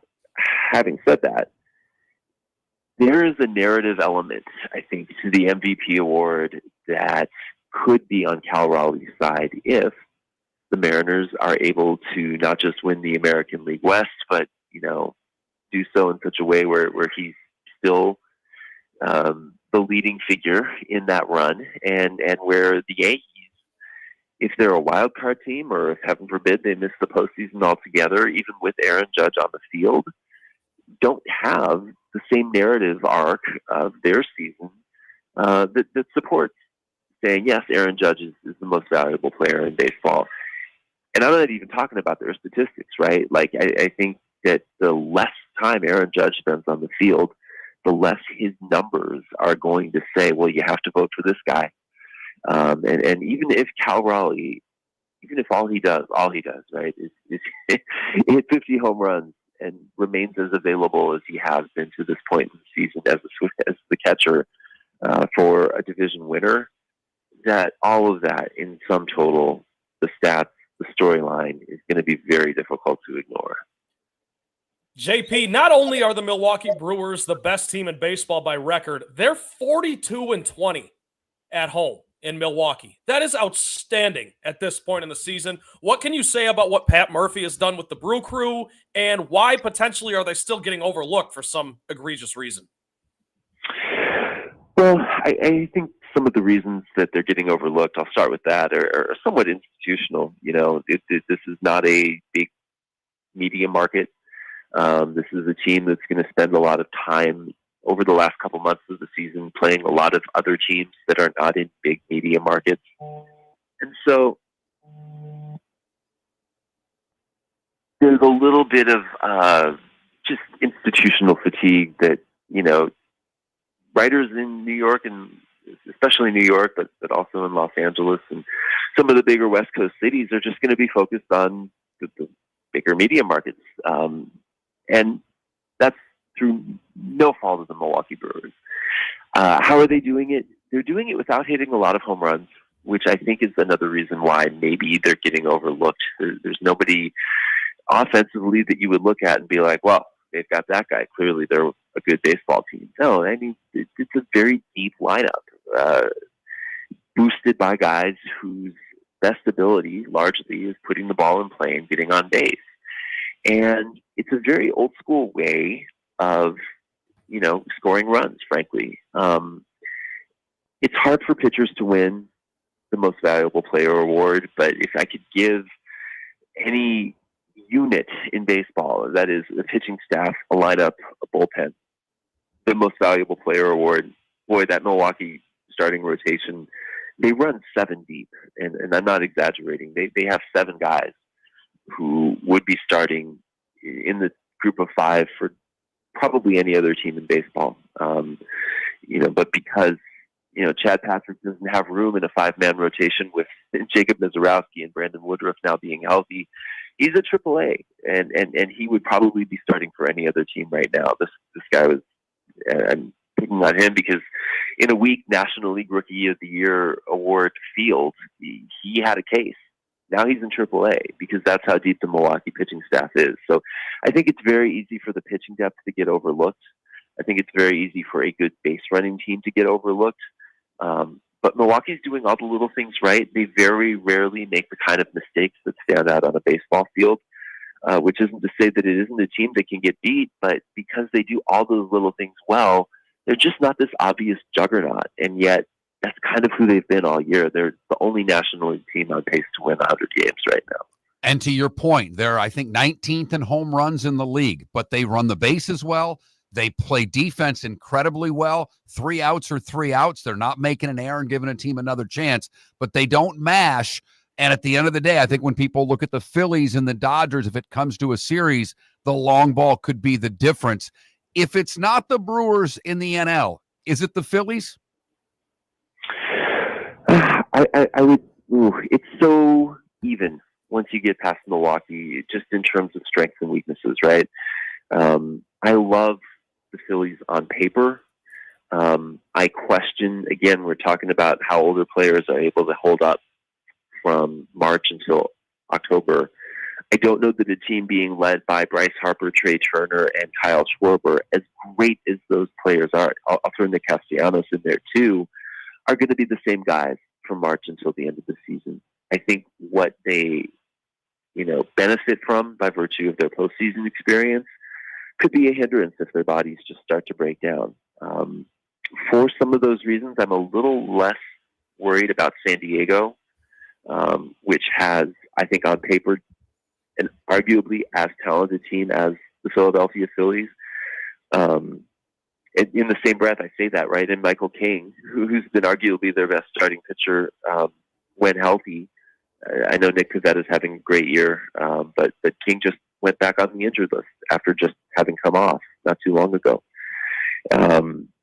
If they're healthy, I think they're right there with the Phillies. And we know that the Dodgers haven't been as healthy all season, yep. Right? But they're another team that when everybody's pulling together and available, probably is the best team on paper in the National League. And yet they are not just, I think, the oldest lineup in all of Major League Baseball, but they're coming off a season that required them to start in Korea. JP, we're up against a hard break. I got to let you go. Thanks so much for your time, Miller and Moulton. Mark Miller for Sleep Treatment Direct. They are helping me with sleep apnea. And by helping me, I mean curing me. No more CPAP machine. No more snoring. No more tossing. No more waking up exhausted. Their expert team got me the right treatment, fast and hassle-free. If you want to feel energized and get rid of your snoring, call Sleep Treatment Direct today. 444-1741. That's 239-444-1741. Sleep Treatment Direct. Sleep safe and sound. Defining a new era in men's health. Get stronger and healthier at Game Day Men's Health. With our in-house laboratory, get in, get treated, and get back to your passion and purpose. Call 239-427-3441 for our Bonita Springs or Naples location to set up your free testosterone test and consultation. Mention Miller Moulton Radio Show for a 10% discount on your service. Start living your best with Game Day Men's Health, Bonita Springs and Naples. Call 239-427-3441 today. American Paint Supplies, for nearly 30 years, is your one-stop shop for all your coating needs. If you are a designer, a contractor, a professional painter, or a weekend warrior, American Paint Supplies is the place where experts go to get expert solutions. At 6100 Shirley Street in Naples off of Pine Ridge, American Paint Supplies delivers the best solutions with the best products with the best support. Meet Gene and his team today at American Paint Supplies. Call 239-566-2700. That's 566-2700 or online at AmericanPaintSupplies.net. Summer approaching, time to take care of your own house. So stop into the Floor Meisters and see their huge in-stock selection of carpet. The Floor Meisters has 100 rolls to choose from, starting at $2.99 a square foot for carpet, pad, and installation. Come in and ask for Dave and have him show you the Dream Weaver Select. Many styles and colors to choose from to fit everyone's taste. Floor Meisters, 6281 Naples Boulevard in Naples, right next to Costco, or go to the web, floormeisters.com. When Glass Doctor replaces your windshield, we don't just send you on your way, we send you off protected. Your local Glass Doctor includes the industry's only 12-month windshield protection plan at no extra cost. That means unlimited chip repairs and even a one-time replacement if needed. High-quality service backed by real peace of mind. Right here in your neighborhood. Glass Doctor, Glass Doctor. Call the fix your pains. Oh, yeah. Exclusions apply. See your local glass doctor for details. Julius Doe Sports Cafe is where your fantasy football draft should be. Free private rooms, Wi-Fi, plus food and drink specials. In August, Julius has bingo and trivia Tuesdays and Thursdays with your chance to win free wings and beer for a year. Fridays, live music on the deck. Saturdays, karaoke on the deck. Plus daily meal specials like Wednesdays, $6 wings and half-price pizza. Watch all your baseball and football at Julius Joe's, your home for good food, good times, and good sports in the Bell Tower Shops, Fort Myers. This is Miller and Moulton.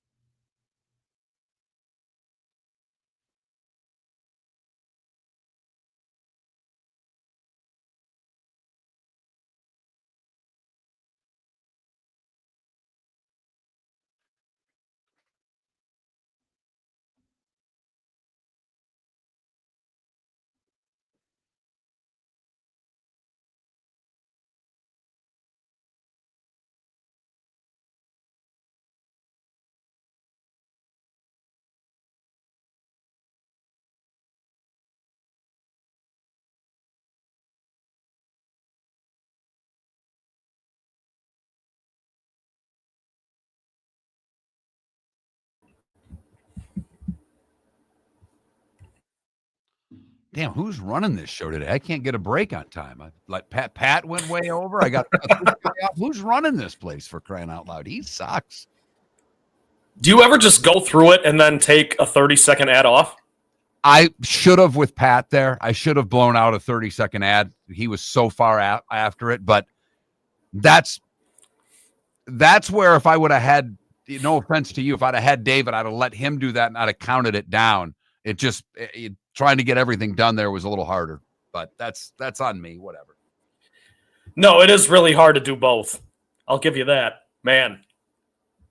Like, you got to pay attention, you got to talk, you got to still sound okay, not sound like you're having a stroke. Good job by you carrying on. When I knew you, I'm like, I'm on the phone. He called. We got to get this guest out.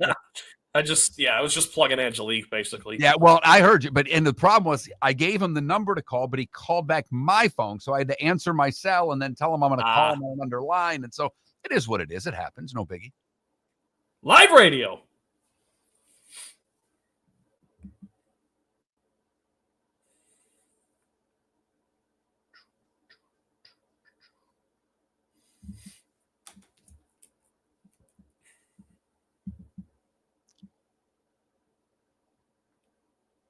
Is Maddie back in school yet? Oh, yeah. We started on Monday. Nice.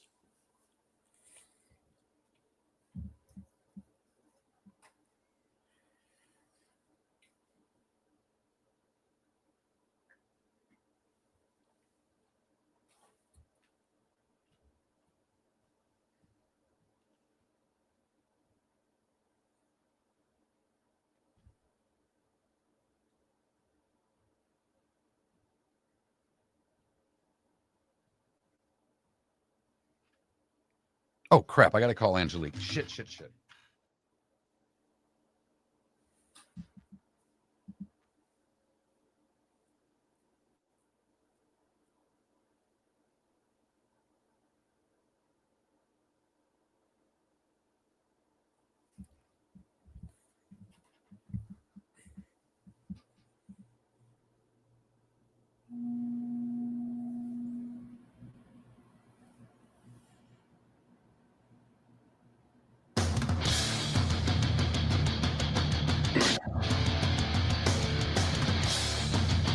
You're listening to Miller and Moulton, coming at you from the Floor Meister Studios. Floor Meisters, keeping it real. And now, here's Mark Miller and David Moulton. The bonus hour on Miller and Moulton. So glad you could join us on this Football Friday. The last Football Friday. I cut you off. That's my bad. Trent Balley filling in for David today, who has the day off. He'll be back on Monday. Couple of poll questions talking about wildcard teams and which one of last year's wildcard team from the NFC and AFC will not make the playoffs. Go to that, Mark Miller, Trent Balley, or Miller_Moulton on X. Up next on the American Paint Supplies Hotline, great longtime friend of the show, Angelique Chengelis. Follow her on at Chengelis, Chengelis. She covers the University of Michigan football for the Detroit News and has done so for quite a while, doing a great job. Angelique, how did the summer treat you? The summer's been great, and as usual, you're always like, you can't wait for college football season to start, and then as it nears, you're like, oh, I need another month of summer. So, but, it was good, and now looking forward to some resolution in this Michigan NCAA stuff, and then the season's starting. As a diehard Spartan and a Spartan alum, I've said it the whole show. I don't even care about this anymore. It's over. Michigan won the Natty. It seems that, in Michigan, the Michigan fan says we did nothing wrong. Everybody else says they're cheaters, and they probably do in Ohio as well. But the resolution of this, what will it really accomplish, Angelique? Well, I think, we're going to find out at noon, and I suspect it's going to involve a very large fine, greater than the $8 million that Tennessee paid a few years ago. I think the biggest thing I think is what happens to Sharon Moore. Is he facing a 2-game suspension, a 4-game suspension? What's that going to entail? And would Michigan appeal that? Possibly. I've been reading about the appeal process, and I can't quite figure out if it buys them enough time to get them through the whole season. Could it be a postseason ban? Mark, you look at the NCAA in their rule book, they have this penalty matrix, and they don't go away from it. If they find you a level 1 mitigated or an aggravated, they go to the box next to it, and the penalty is in there, and it could say 1 to 2 years postseason ban, and they can pick. They can say 0 to 1, so they could decide, nope, you're not getting a postseason ban. So there's a lot. I think there's a lot of interesting stuff we're waiting to find out, and there's a conference call with the NCAA about an hour or so after the release, so they'll answer some questions, which is, the NCAA never speaks during an investigation. So now we'll get to hear their side of it and why they made the decisions they made. Angelique, I got to tell you, I'm also a Spartan, but growing up and covering sports and doing that for a living up here in your neck of the woods, I appreciate what you do. So thanks for all that you do. I do want to ask you, do you expect a comment on this from Jim Harbaugh? Because we know he's essentially untouchable now, but he's going to get asked about this at a Chargers facility at some point over the next few days. If he's going to say anything, what do you expect him to say in reaction to all this? Yeah, I think he'll say, well, we're getting ready to face the next opponent, whoever their first opponent. I think that's going to be classic Jim. I think a lot of people have talked about how he is, he values his integrity. He's talked about that over all these years, that he doesn't cheat. He doesn't do all these things. And, I suspect they're going to pile on show causes for Jim Harbaugh. One of the lawyers I talked to for a story before the 2-day hearing in June, he didn't want to be quoted. He had just worked in enforcement with the NCAA, and he said, the NCAA does like to do that, especially when they know a coach isn't coming back. It's more for visual effect, for the shock and awe, I guess. And I think Jim, if he says anything, he's going to say, well, I don't care, because he doesn't value, respect the NCAA. We saw that his whole tenure at Michigan, the 9 years, starting with the satellite camps and pushing for one-time transfers and all the things he sort of put his, he kind of ripped the NCAA most of the time. So I think he's going to say he doesn't care because he doesn't respect them. Now, his lawyers may say something. Tom Mars may come out and say something. That's possible. But yeah, I think Jim is so far from this now and collecting his $18 million or whatever it is with the Chargers that he just doesn't care anymore. You mentioned what happens to Sharon Moore. Michigan already imposed a 2-game suspension, which I thought was laughable that they picked the games that he was suspended. So he doesn't miss the Oklahoma game, but is going to miss Central Michigan and Nebraska. Do you think if they add on to the Sharon Moore suspension that they will mandate which games he's suspended for? Oh, absolutely. And I'll tell you, I mean, the people I talked to at Michigan higher up in the athletic department were really, really upset that this leaked because nothing had been definitive. They hadn't finalized anything. And I don't think they wanted the perception out there that he was cherry picking games, but that's what he was doing. I went to Oklahoma. I got to coach that game. I mean, you can't do that. You can't pick what games you're suspended for. So no, I think the NCAA will say you've got to sit the first 2 games, the first 4 games, whatever it's going to be, and that's why I'm curious if Michigan will try to appeal that so that he is on the field. I just don't know. Looking at the handbook, it looks like there's a lot of you wait 15 days for this and then another 30 days for that, and I was trying to add up the days, and I'm like, does that get you through a football season? I'm not sure it does. So. I am really curious to see what transpires with that aspect of it, because that's the most important thing affecting this team. And speaking of this team, I think that's why, the postseason ban certainly is on the table, but I do think, and people have written about this, that the NCAA has backed away from that because it's penalizing players that weren't there 2 years ago. And that's the other thing. We're talking about something a couple years ago, and I think this is also going to highlight the fact that the NCAA just takes so long with these investigations. And the other thing I was thinking about is people keep forgetting. At least I did, that the Big Ten did what the NCAA couldn't do in 2023, and they penalized in real time. Right. They had Jim Harbaugh sit 3 games, and that was with information they had received from the NCAA. So I do wonder if they consider that when they were developing their plan for Michigan's punishment. Angelique, the top-tier players, top-tier athletes might not want to stick around if there is some sort of postseason ban. You alluded to it. I think that's a really fascinating part of this. Everyone has deep pockets these days. It's not just the University of Michigan. Do you think the domino effect of a potential postseason ban or other sanctions could affect the program in the long run?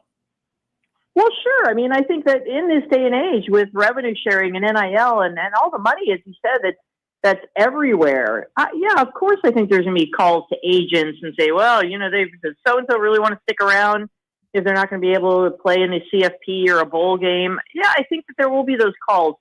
I just don't know if that's going to be, we'll see in a few hours if that's transpires, but of course I think that's on the table, and I think that other schools would be mistaken if they didn't make that attempt. She is Angelique Chengelis, covers the University of Michigan for the Detroit News, joining us on the American Paint Supplies hotline. Follow her on X at Chengelis, Chengelis. I texted you in the summer, and I don't often do that. I try to leave our guests alone all the time, but I'm fascinated by what Michigan was going to do at quarterback. When we spoke in June, you thought Underwood may not start the first couple of games and that Keene would get the job early. What do you see now in camp? How's the freshman Underwood look, and is he going to be the quarterback day one? Well, sadly, Michigan does not allow us to watch practice, so I don't have a visual on that. But, when we texted back then, I thought Mikey Keene would be back from his shoulder injury that kept him out in the spring. I thought they would handle this, and I think they wanted to handle it kind of like they did in 21 with Cade McNamara and J.J. McCarthy. Cade starts, J.J. gets in. Packages were there for J.J. You get his feet wet and get him used to it. And, I thought that's what they would do with this situation. But Keene is not back. And it's sort of unclear where he is in his recovery. And then they brought in Jake Garcia. They have Jaden Davis. So I think just by process of elimination, it's got to be Bryce Underwood starting. And I think it's, talking to different people around here who've seen him play in high school, this is going to be a tall task. I mean, he's very talented. He looks the part. J.J. McCarthy was a 5-star too, if people recall. He didn't get thrown in there right away. So I think this is going to be a I think a lot of Michigan people also think this is not a tough schedule. I think it is. I mean, if they don't have the cushion of 5 straight home games like they've had the last couple of years, they're home on the road. They don't have back-to-back home games this year for the first time in forever. And, I think that's tough on a freshman quarterback. Now, can he do it? I guess. I mean, they've got to have a really good offensive line. And from all accounts, it's improved. And is that good enough? I'm not sure. And are the receivers improved?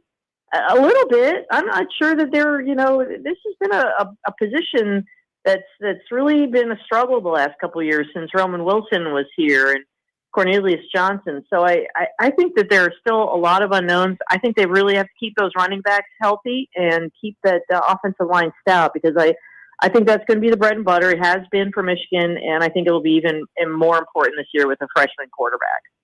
Angelique, quickly, one more football question for you. The team obviously went 7-5 last year, 8-5 with the bowl win over Alabama.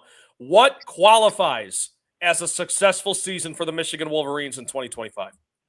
Great question. I have them. I'm looking at 8-4. I think that they would think 9 is that's their baseline. And I think that's what Michigan coaches, they won't say it, but, they look at the schedule and they don't think it's as challenging. So I think 9-10, I think they feel like this is a CFP contending team. I'm looking at it more as 8-4. And I think, again, you could argue 7-5 just because of the unknowns at quarterback and a couple other spots. Corner is another one that comes to mind. So I think they're looking at 9 wins as their bottom line. Angelique, as always, you know how much we appreciate your time. Good luck today getting all the information, and hopefully we'll talk maybe before that Oklahoma game in early September. That sounds good. I'll be here. Thanks so much. Angelique Chengelis, great reporter for the Detroit News. Follow her on X at Chengelis. To her point, this schedule you could look at a lot of different ways, but road games at Oklahoma, Nebraska, USC, Sparty, Northwestern, and Maryland, a lot easier. Home games with Wisconsin and Ohio State. So you can see Michigan winning 10 games. You could also see them winning 7. I think the schedule's doable, but to me, it's not the at the Oklahoma game, Trent. It's the at Nebraska game. Yes. They lose that game, then it could be a long season for the Wolverines. Yeah, and they're going to figure that out early and often. But I'm with Chengelis. I got 8-4 for the Wolverines this year. Miller and Moulton. We'll go back to our poll questions on the other side. American Paint Supplies for nearly If you are a designer, a contractor, a professional painter, or a weekend warrior, American Paint Supplies is the place where experts go to get expert solutions. At 6100 Shirley Street in Naples off of Pine Ridge, American Paint Supplies delivers the best solutions with the best products with the best support. Meet Gene and his team today at American Paint Supplies. Call 239-566-2700. That's 566-2700 or online at AmericanPaintSupplies.net. Whether you're chasing peak performance, reigniting intimacy, or simply want to feel your best, Game Day Men's Health creates customized game plans to optimize your health. Call 239-427-3441 for our Bonita Springs and Naples location to set up your free testosterone test and consultation. Mention Miller Moulton Radio Show for 10% off your service. Find your maximum self with Game Day Men's Health, Bonita Springs and Naples, Florida. Call 239-427-3441 today. Southwest Florida's scorching heat is on its way. Stay cool with Air Advantage. As a proud Rheem Pro partner, Air Advantage delivers top-notch air conditioning solutions to keep you cool and comfortable. Right now, enjoy 18 months, no interest, no payments on qualifying systems. Call 433-4635 today for expert installation and unbeatable comfort all summer long. Online at myairadvantage.com. Air Advantage. Call today, 433-4635. Think we only fix windows? Think again. Your local Glass Doctor Home and Business does so much more to upgrade your home. We custom build stunning shower and bath enclosures, install sleek glass doors and windows, and can bring fresh life to foggy or cracked panes. Need a glass tabletop or a statement mirror? Yep, we do that too. If it's glass and it's in your home, we're the team to call.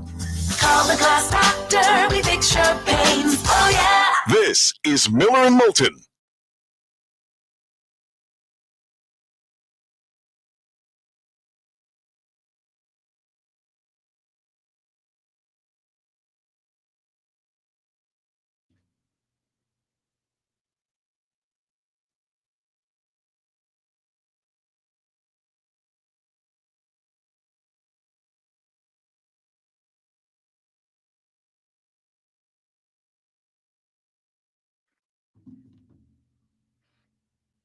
Do I like the band Kiss? Are you kidding me? I love the band Kiss.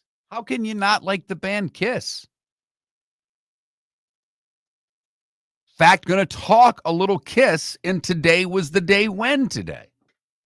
On the docket for later this show, Deadstroke. I love Kiss. They grew on me fast, too. I didn't want to like them. There's a shocker. You like Kiss.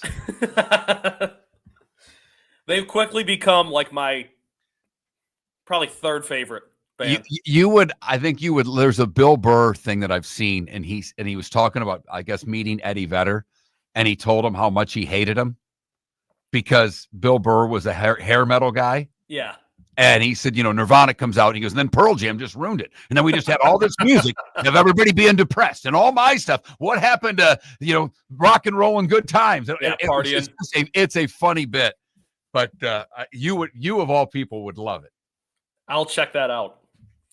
Still Motley Crue through and through, but Metallica second. Nobody plays live like Metallica. Unbelievable stuff with those guys, especially at that age.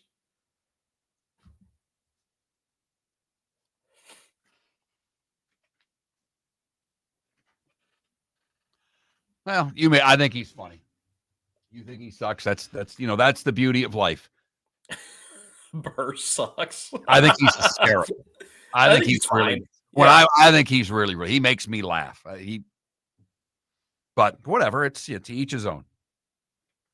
Yes, Deadstroke. Megadeth is hanging up, which begged the question: did anybody know they were really still playing?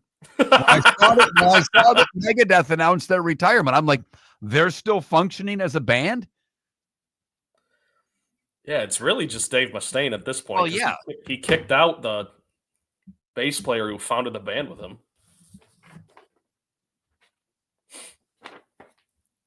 Oh,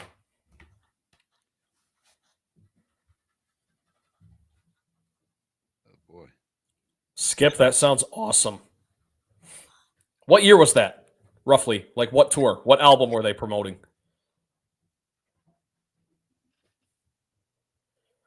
Ooh, that had to be a loud concert. That's a low ceiling, Skip. That had to be loud at the old Miami Arena. I mean, loud.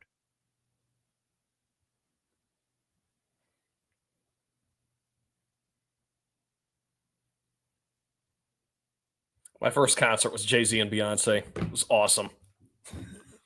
My first concert that I had a ticket to, because I saw it like an outdoor show at a high school stadium, was the Beach Boys. I do not count that. My first concert was Rush. Oh, that's a good one. That's a good first concert experience, I'm sure. It really is. It really is, because they were pretty damn good.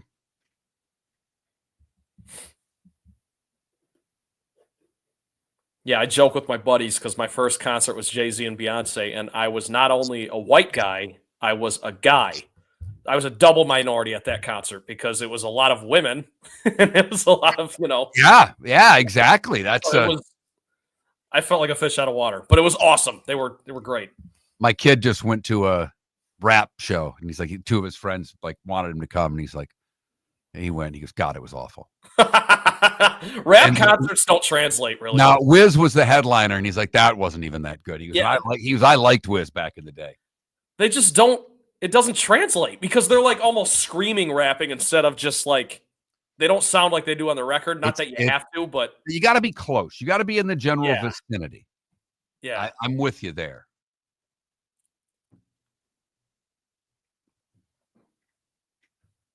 Canada Relief. I'd see Taylor Swift in a heartbeat. The problem is you can't get tickets. You can't get tickets. You got to sign up or sign in like a minute after they go on sale. You won't get them.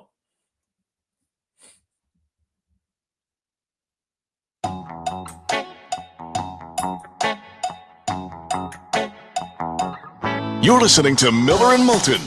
And now, here's Mark Miller and David Moulton. Something like that. Miller and Moulton, that's the name of the show. That is the same. But David has the day off today. Trent Balley pinch hitting for David Moulton today. Happy to have Trent on board.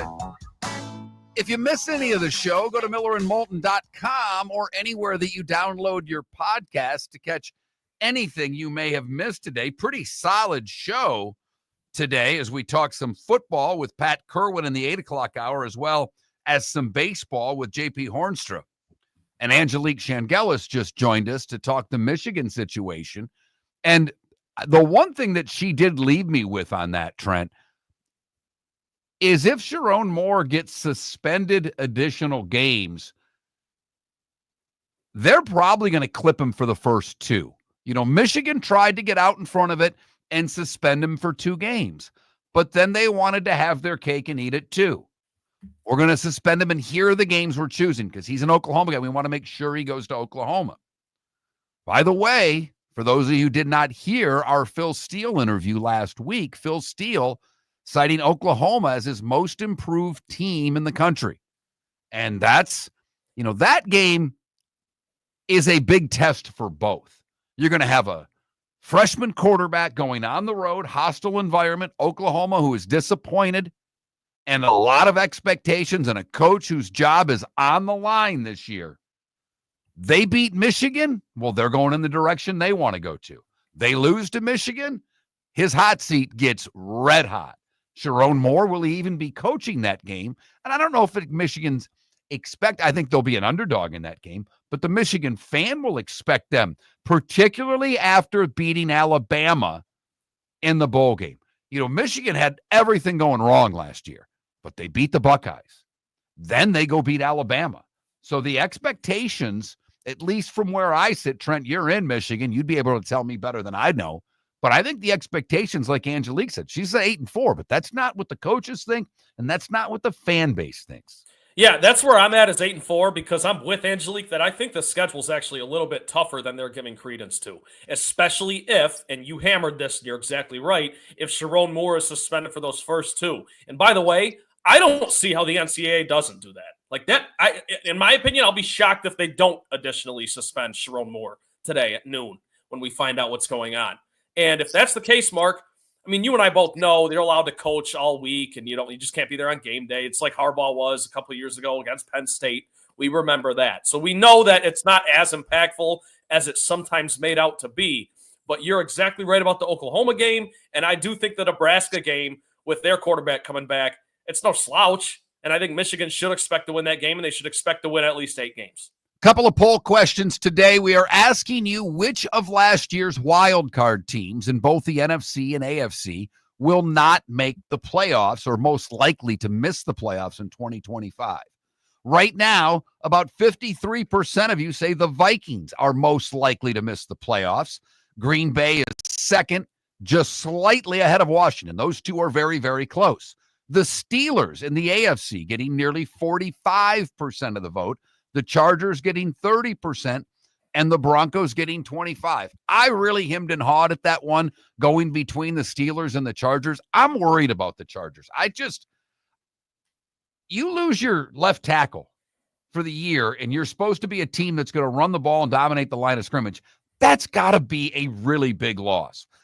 I know they brought Keenan Allen back. How much is left for Keenan Allen? Who the hell is Herbert going to throw? Ladd McConkey's a nice receiver, but he's a 2. He's not a 1. He's not someone that you scheme against and say, holy crap, if we don't stop McConkey, we're not having any chance in this game. I just don't see him as that type of a receiver. He's a nice receiver.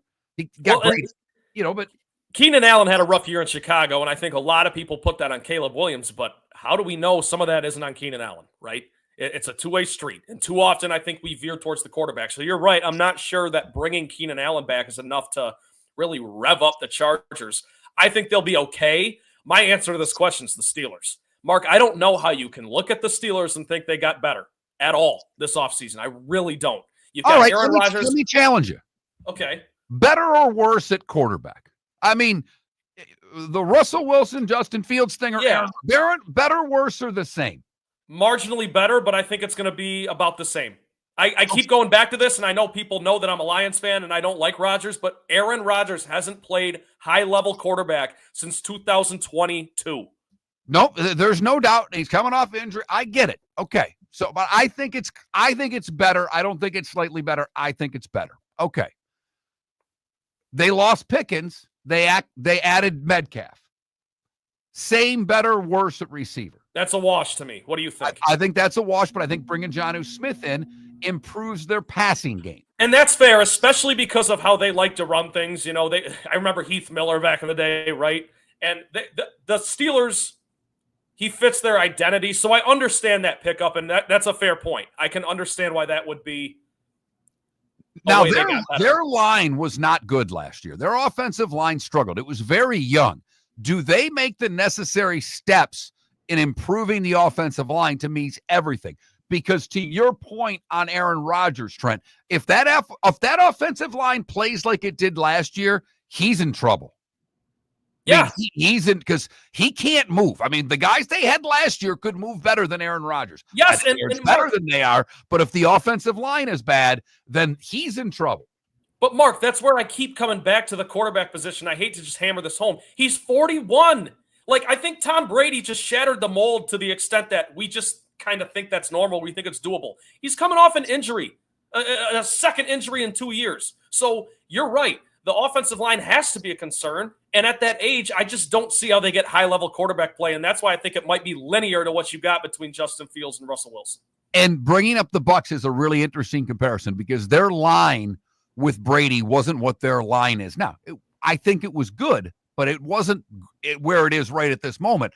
But they did have this Evans, this Godwin, and this guy named Gronkowski. Great point. To throw the ball to. So, the running game for Pittsburgh, we'll see. I don't love their running game. I think their defense is, if not elite, it's right behind that. I think the Broncos may have the best defense in the league, but I don't think the Steelers they're definitely a top 10 defense, and they're probably a top 5 defense. They need to get the Hayward thing worked out. I think they will. I guess the point that I'm trying to make, and I think you'll agree, is yes, they can have an elite defense. That can be their MO, that can be their identity.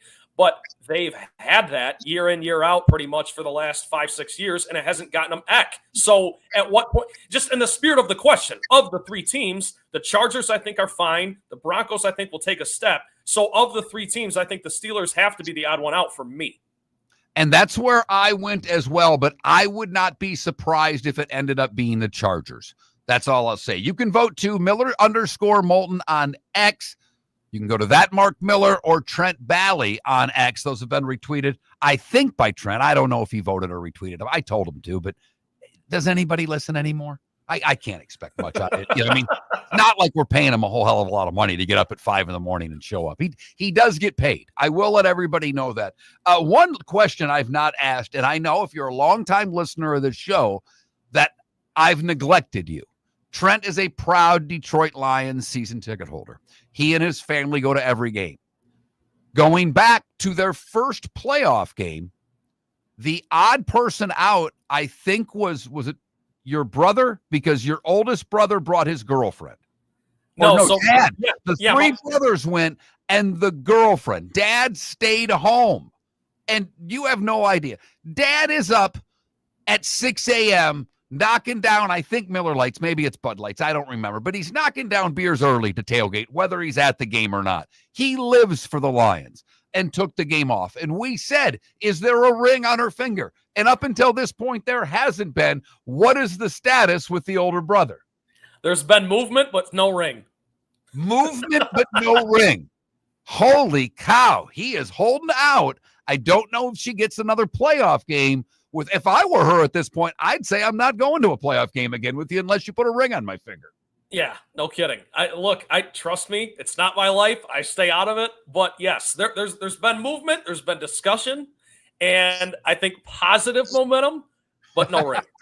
I hate to inform you. All right, just a little update on the Balley family. We got to keep our longtime listeners abreast of all of the situations we talk about on Miller and Moulton. Today was the day when, the good, the bad, and the ugly, and what's on tap. It's how we finish off every show, and we'll do it next. With summer approaching, time to take care of your own house. So stop into the Floormeisters and see their huge in-stock selection of carpet. The Floormeisters has 100 rolls to choose from, starting at $2.99 a square foot for carpet, pad, and installation. Come in and ask for Dave and have him show you the Dreamweaver Select. Many styles and colors to choose from to fit everyone's taste. Floor Meisters, 6281 Naples Boulevard in Naples, right next to Costco, or go to the web, floormeisters.com. American Paint Supplies, for nearly 30 years, is your one-stop shop for all your coating needs. If you are a designer, a contractor, a professional painter, or a weekend warrior, American Paint Supplies is the place where experts go to get expert solutions. At 6100 Shirley Street in Naples off of Pine Ridge, American Paint Supplies delivers the best solutions with the best products with the best support. Meet Gene and his team today at American Paint Supplies. Call 239-566-2700. That's 566-2700 or online at AmericanPaintSupplies.net. For over 50 years, the Nolan family has been dedicated to protecting local families. Nolan Family Insurance is a second-generation independent agency that specializes in home, flood, auto, and boat insurance. They take the time needed to explain your coverage options and answer your questions so you can make an informed decision that's right for you. If you're looking for an agency that treats you like family, call 941-639-1122 or go to NolanAgency.com. That's 941-639-1122 or NolanAgency.com. Mark Miller for Sleep Treatment Direct. They are helping me with sleep apnea. And by helping me, I mean curing me. No more CPAP machine. No more snoring. No more tossing. No more waking up exhausted. Their expert team got me the right treatment, fast and hassle-free. If you want to feel energized and get rid of your snoring, call Sleep Treatment Direct today. 444-1741. That's 239-444-1741. Sleep Treatment Direct. Sleep safe and This sound. is Miller and Moulton.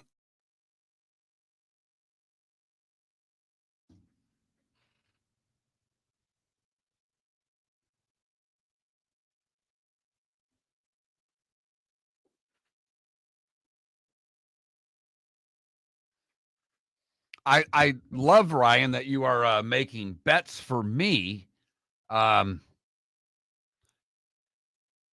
know, I'm not going to wear a jersey at this age in my life, but I have given up on the jersey rules. You guys can wear them whenever you want.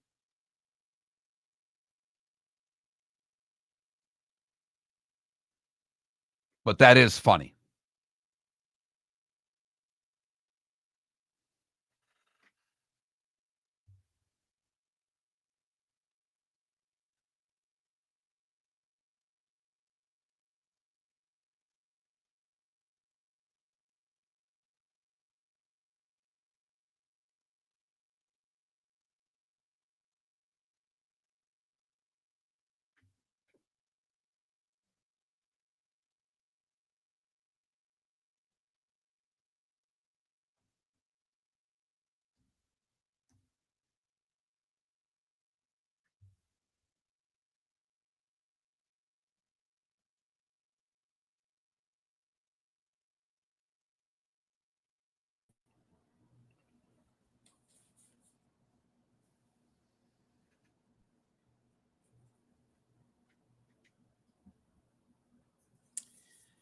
Mark I will agree with never that, Sonny. wear a I jersey agree- of any kind. I know. I just said the same thing. Sonny, I actually agree with that. But I said he doesn't move as well as Fields or Wilson. That's all I said. Yes, he moves better than Brady, but he doesn't move well. And if that line performs the way they did last year, he won't get killed. Yeah, and the Bucks really invested in their O-line with Brady. Smartly. I mean, how can you not? They But drafted Wirfs that year, and he turned out to be great. But I think Brady gets rid of the ball even faster than Rodgers does. You know? also, Sonny, we did bring up Jonnu Smith. We talked about it for a good 30 seconds, probably. I think that's a good pickup. You got me there.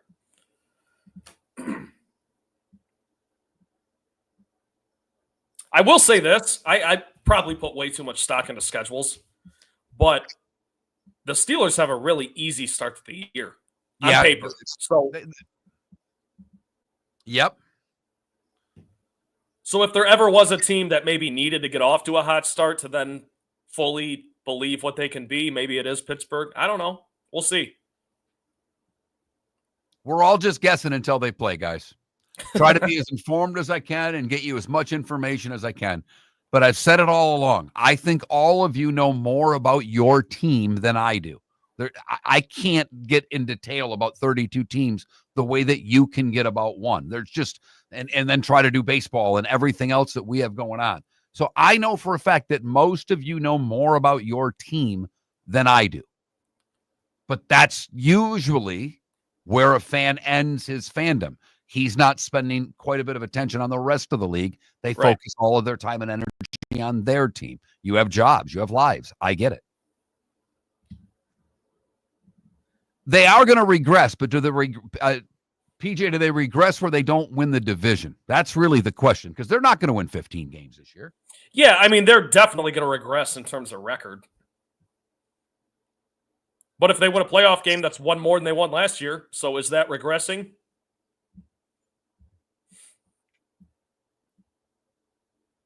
They're not going to be the 1 seed. They're not going to win 15 games. Totally with you there.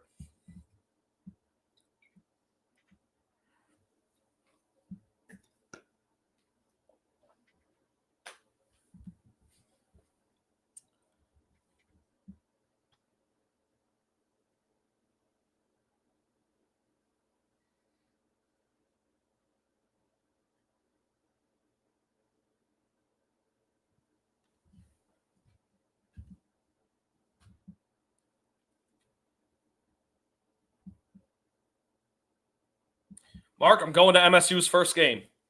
Who is their Western? Yeah, on the 29th. That'll be fun. I haven't been to Eastern. Bill Steele thinks they make a bowl game. I do too. We'll see. I mean, what the quarterback's got to improve. Welcome back to Miller and Moulton. Text the guys what's in your mind at 21,000. That's 21000. And now, here's David Moulton. The voice guy's lying again. Probably should change those out when he's not here, but that's a lot of work. It's just as easy for you to correct them as soon as we come back. It's okay. Well, then that means I've got to fix them again on the next Friday, because as you know, this system is set up day by day, and then I got to remember the following Friday to whatever. David's not here today. If you haven't figured that out by now. Trent filling in. David will be back Monday as he's getting ready for his preseason Monday night football game. And we've got a lot to get to in this segment, so let's get right after it. It's that time again, nearing the end, but not quite there yet. Here's Mark Miller with Today Was the Day When. And Today Was the Day When is brought to you by Game Day Men's Health, Bonita Springs and Naples. Online, GameDayMen'sHealth.com, or call today, 239-427-3441. That's 239-427-3441. We start today in 1620. The Mayflower set sail from Southampton, England, with 102 pilgrims aboard. Big deal. 1911, Procter & Gamble unveils Crisco shortening. My guess is the packaging doesn't look too much different today than it did in 1911. The Wizard of Oz made its premiere today in 1939. Ever heard of it, Trent? A lot of problems with that production, by the way. It's fascinating if you go back and watch it. Example, They used asbestos as the fake snow. I mean, stuff like that they didn't know back then, but it was a groundbreaking film for a lot of reasons. All right. Today in 1960, Cobo Arena opened in Detroit. It was home to the Pistons, but it was a great concert venue. Kiss Alive, Jay Giles' Blow Your Face Out, and Bob Seger's Live Bullet were all recorded at Cobo Hall. Great, great venue. You are a Kiss fan, right? Oh, yeah, of course. Bob Seger, Live Bullet, first album I ever purchased. I was 7. Told Bob Seger that one. I met Bob Seger one time at the dog track in Bonita, of all places, in the card room, and met him, and I'd had a few, and he'd had a few. And I introduced myself to him, and I says, hey, man, great to meet you.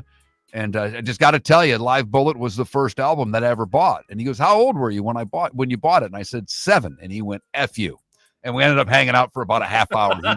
He was spectacular. He was very, very nice. It was really cool. 1965, the Beatles played Shea Stadium. Woodstock opened today in 1969. One of my favorite baseball stories happened today in 1975. Baltimore Orioles manager Earl Weaver is ejected from both games of a home doubleheader against the Rangers. Probably the leash a little longer on the first ejection, but by the time he came out for the second one, I got to think it was a quick hook. They'd had enough of him by that point. And I'm sure it might have been intentional by that point. He's like, all right, I got thrown out of the first one. This is BS. Throw me out of this one, too. I don't have to do much to get thrown out, so let me go for it. Apocalypse Now premiered today in 1979. Have you ever seen it, Trent? Never seen it. I know what it is. I've Okay. heard of it. It's Francis Ford Coppola, right? You are right, and it's a great movie. You should take the time at least, waste 2.5, 3 hours of your day one day. Today in 93, friend of the show, Paul Azinger won his PGA at Inverness, beating Greg Norman in a playoff. The Dodgers retired Lasorda's number 2 today in 97. Tiger wins at Medina, beating Sergio in that great PGA today in 1999. Mickelson wins at Baltusrol to win the PGA in 05. And Ryan Lochte won the 200-meter backstroke at the Beijing Games in a world record time in 2008. Napoleon and Julia Child would have celebrated birthdays today. Have you heard of both of them? No, neither. You've heard of Napoleon. Well, Napoleon, yes, but I don't know Julia anything Child, about it. famous cook. Kenneth Carr, former Piston, is 70 years old today. Ben Affleck is 53, and Jennifer Lawrence, 35 years old today. And stunning. All right, there we go. Trent, I'm not going to ask him what I missed because we didn't look anything up. But, he may own Kiss Alive, so that's good enough for me. Time to see life a little bit differently. Here's Mark Miller with the good, the bad, and the ugly. What you got, Mark? For the good today, we go to Arkansas, where a New York woman visiting Arkansas's Crater of Diamonds State Park, she was advantageous. She was hoping to find a stone for her engagement ring. Well, she found a stone. She discovered a 2.3 carat white diamond. The Manhattan resident decided about 2 years ago that she was going to find her own engagement ring. Her partner supported her decision and agreed to wait until she found the right stone. She said she was willing to go anywhere to make it happen. She said the only place in the world to do it was in Arkansas. And she found her rock on the 38-acre diamond search area of the state park. That's pretty cool. I That's a hell think of a so. story. That's a story you can tell forever. Unless, of course, you get divorced. For the bad, we go to Port Charlotte, where Mariuso Gomez really needed to call 911. He kept doing it 6 times in just a few hours. He called to report that his girlfriend had battered him. Charlotte County deputies responded to Gomez's home, but they couldn't do anything because the alleged crime happened in Sarasota County, outside of their jurisdiction. So he called 911 again, and he wanted to report a battery and do something about the deputies who, I quote, wouldn't do anything for him.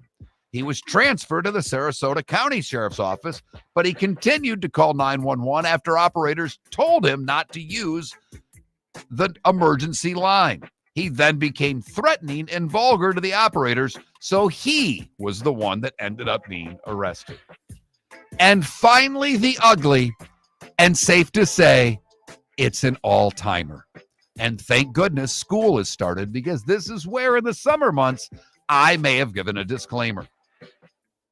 We go to England, where Sharon Irvine was in court because she is accused of creating a bedroom bloodbath by twisting her husband's onions over claims that he would not have sex with her. She grabbed her partner in bed and pulled his onions so hard that they bled. While all of you are cringing in your car right now, she called police and told them that she attacked her husband and there was a lot of blood. he was taken to the hospital where he needed stitches. That sounds absolutely brutal. It I don't does. need to tell you that. I don't need to tell any of you out that, but that's brutal. What's even stranger is that the 55-year-old Irvine and her husband David are still together, and he was present with his wife of 14 years at the court sentencing where she was not charged and walked free from court with her husband. Yeah, no, couldn't be me. Absolutely not. You do that, you put that kind of hurt on me, if you know what I mean. No, there's no coming back from that. None. That is the good, the bad, and the wholly ugly today on Miller and Moulton. All right, we have got a lot going on in the sports world today. We'll start with baseball afternoon game with the Cubbies. The Pirates are in town to take on the Cubs. Brewers are at the Reds in a big series, probably more so for the Reds than the Brewers, who have won all those games in a row. Cincinnati just a half game behind the Mets for the wild card spot. Philly continues their series with the Nats. Texas is in Toronto to take on the Blue Jays. The Red Sox are hosting Miami. Cleveland hosting Atlanta. Seattle comes to the Big Apple to take on the Mets. The Mets, who are just reeling. Seattle trying to catch the Astros in the West. The Astros are hosting Baltimore. Chicago, the White Sox, that is, and the Royals get it on. The Twins and Tigers back at it again tonight. The Yankees are in St. Louis to take on the Cardinals. Arizona and Colorado continue their series. The Angels and Athletics in Sacramento. Padres and Dodgers start their series. The Padres a game up on the Dodgers.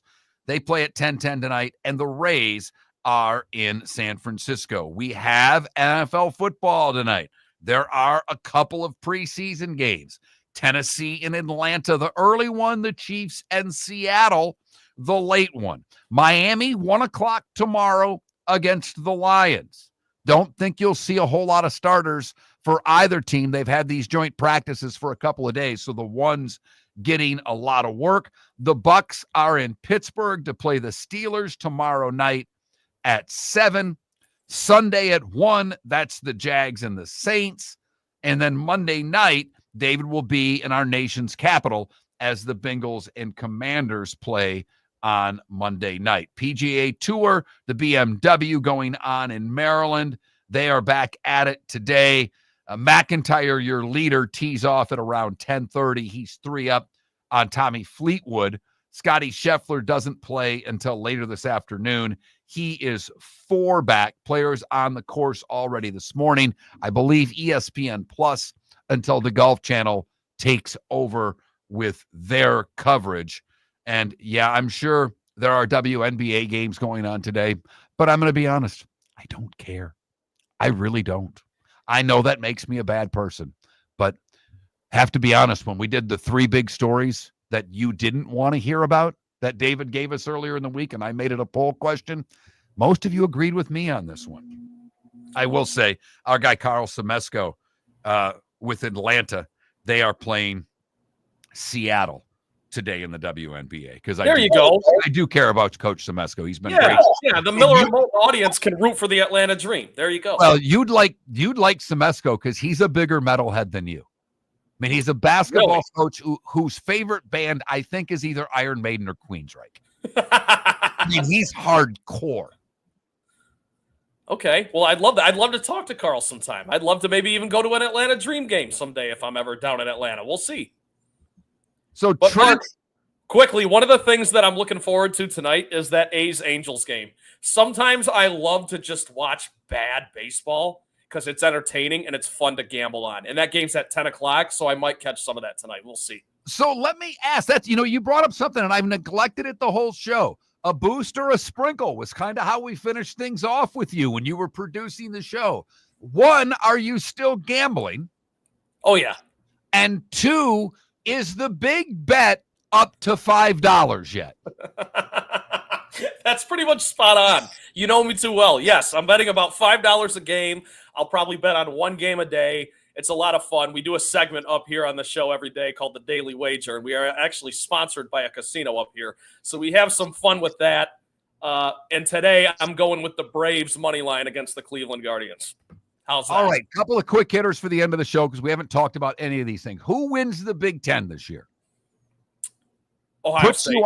Ohio State. All right. Yeah. And they host Penn State. If not this year for Penn State, when? It's ridiculous. I think they have a rematch. I think they play twice. I think Ohio State gets them in the shoe, and Penn State gets them for the Big Ten title game. If it weren't for James Franklin, Penn State would be the number one preseason team because they have so much coming back. But it's in the back of everyone's mind that James Franklin is allergic to winning big games. No, there's no doubt that that's the line. I mean, I asked the question. We had Bill King on the show. I'm like, you got James Franklin, Brian Kelly, Mario Cristobal to coach one game. Who are you taking? He gave us an look. He ended up going with Brian Kelly in that one. And it's way too early. I'll try not to hold you to it. Do you have a Super Bowl pick? Because I don't know if we'll have you back before the NFL season starts. So I will let you make your Super Bowl pick now if you are ready to do so. I do believe the Lions get there. I think this is finally the year they break through. Shocker to everyone. Then in the AFC, I think this is similarly the year the Bills break through. I think the Bills finally make it there, but knocking on the door forever. And I can't pick a winner yet because I don't know how the teams are going to look, but I got Lions, Bills in the Super Bowl. Lions and Bills would be fantastic for both fan bases. If not this year for Buffalo, win. You have much higher expectations of the Miami Dolphins than most of us do. I think that's the easiest division to win. And then will they be the one seed? That may be determined first game of the year, Ravens at Buffalo to start things out. Trent, you know how much we love you on this show. Thanks for filling in today. As always, you did a great job. Thank you so very much. The pleasure's all mine, Mark. Happy to call you and David friends. Thanks for having me, and you guys have a wonderful audience. All of you have a great weekend as well. We'll be back with David Monday morning, 6 a.m. Shoeless Joe Sports Cafe is where your fantasy football draft should be. Free private rooms, Wi-Fi, plus food and drink specials. In August, Shoeless has bingo and trivia Tuesdays and Thursdays with your chance to win free wings and beer for a year. Fridays, live music on the deck. Saturdays, karaoke on the deck. Plus daily meal specials like Wednesdays, $6 wings and half-price pizza. Watch all your baseball and football at Shoeless Joe's. Your home for good food, good times, and good sports in the Bell Tower Shops, Fort Myers. American Paint Supplies for nearly 30 years is your one-stop shop for all your coating needs. If you are a designer, a contractor, a professional painter, or a weekend warrior, American Paint Supplies is the place where experts go to get expert solutions. At 6100 Shirley Street in Naples off of Pine Ridge, American Paint Supplies delivers the best solutions with the best products with the best support. Meet Gene and his team today at American Paint Supplies. Call 239-566-2700. That's 566-2700 or online at AmericanPaintSupplies.net. With summer approaching, time to take care of your own house. So stop into the Floor Meisters and see their huge in-stock selection of carpet. The Floor Meisters has 100 rolls to choose from, starting at $2.99 a square foot for carpet, pad, and installation. Come in and ask for Dave and have him show you the Dream Weaver Select. Many styles and colors to choose from to fit everyone's taste. Floor Meisters, 6281 Naples Boulevard in Naples, right next to Costco, or go to the web, floormeisters.com. Mark Miller for Sleep Treatment Direct. They are helping me with sleep apnea. And by helping me, I mean curing me. No more CPAP machine. No more snoring. No more tossing. No more waking up exhausted. Their expert team got me the right treatment, fast and hassle-free. If you want to feel energized and get rid of your snoring, call Sleep Treatment Direct today. 444-1741. That's 239-444-1741. Sleep Treatment Direct. Sleep safe and sound.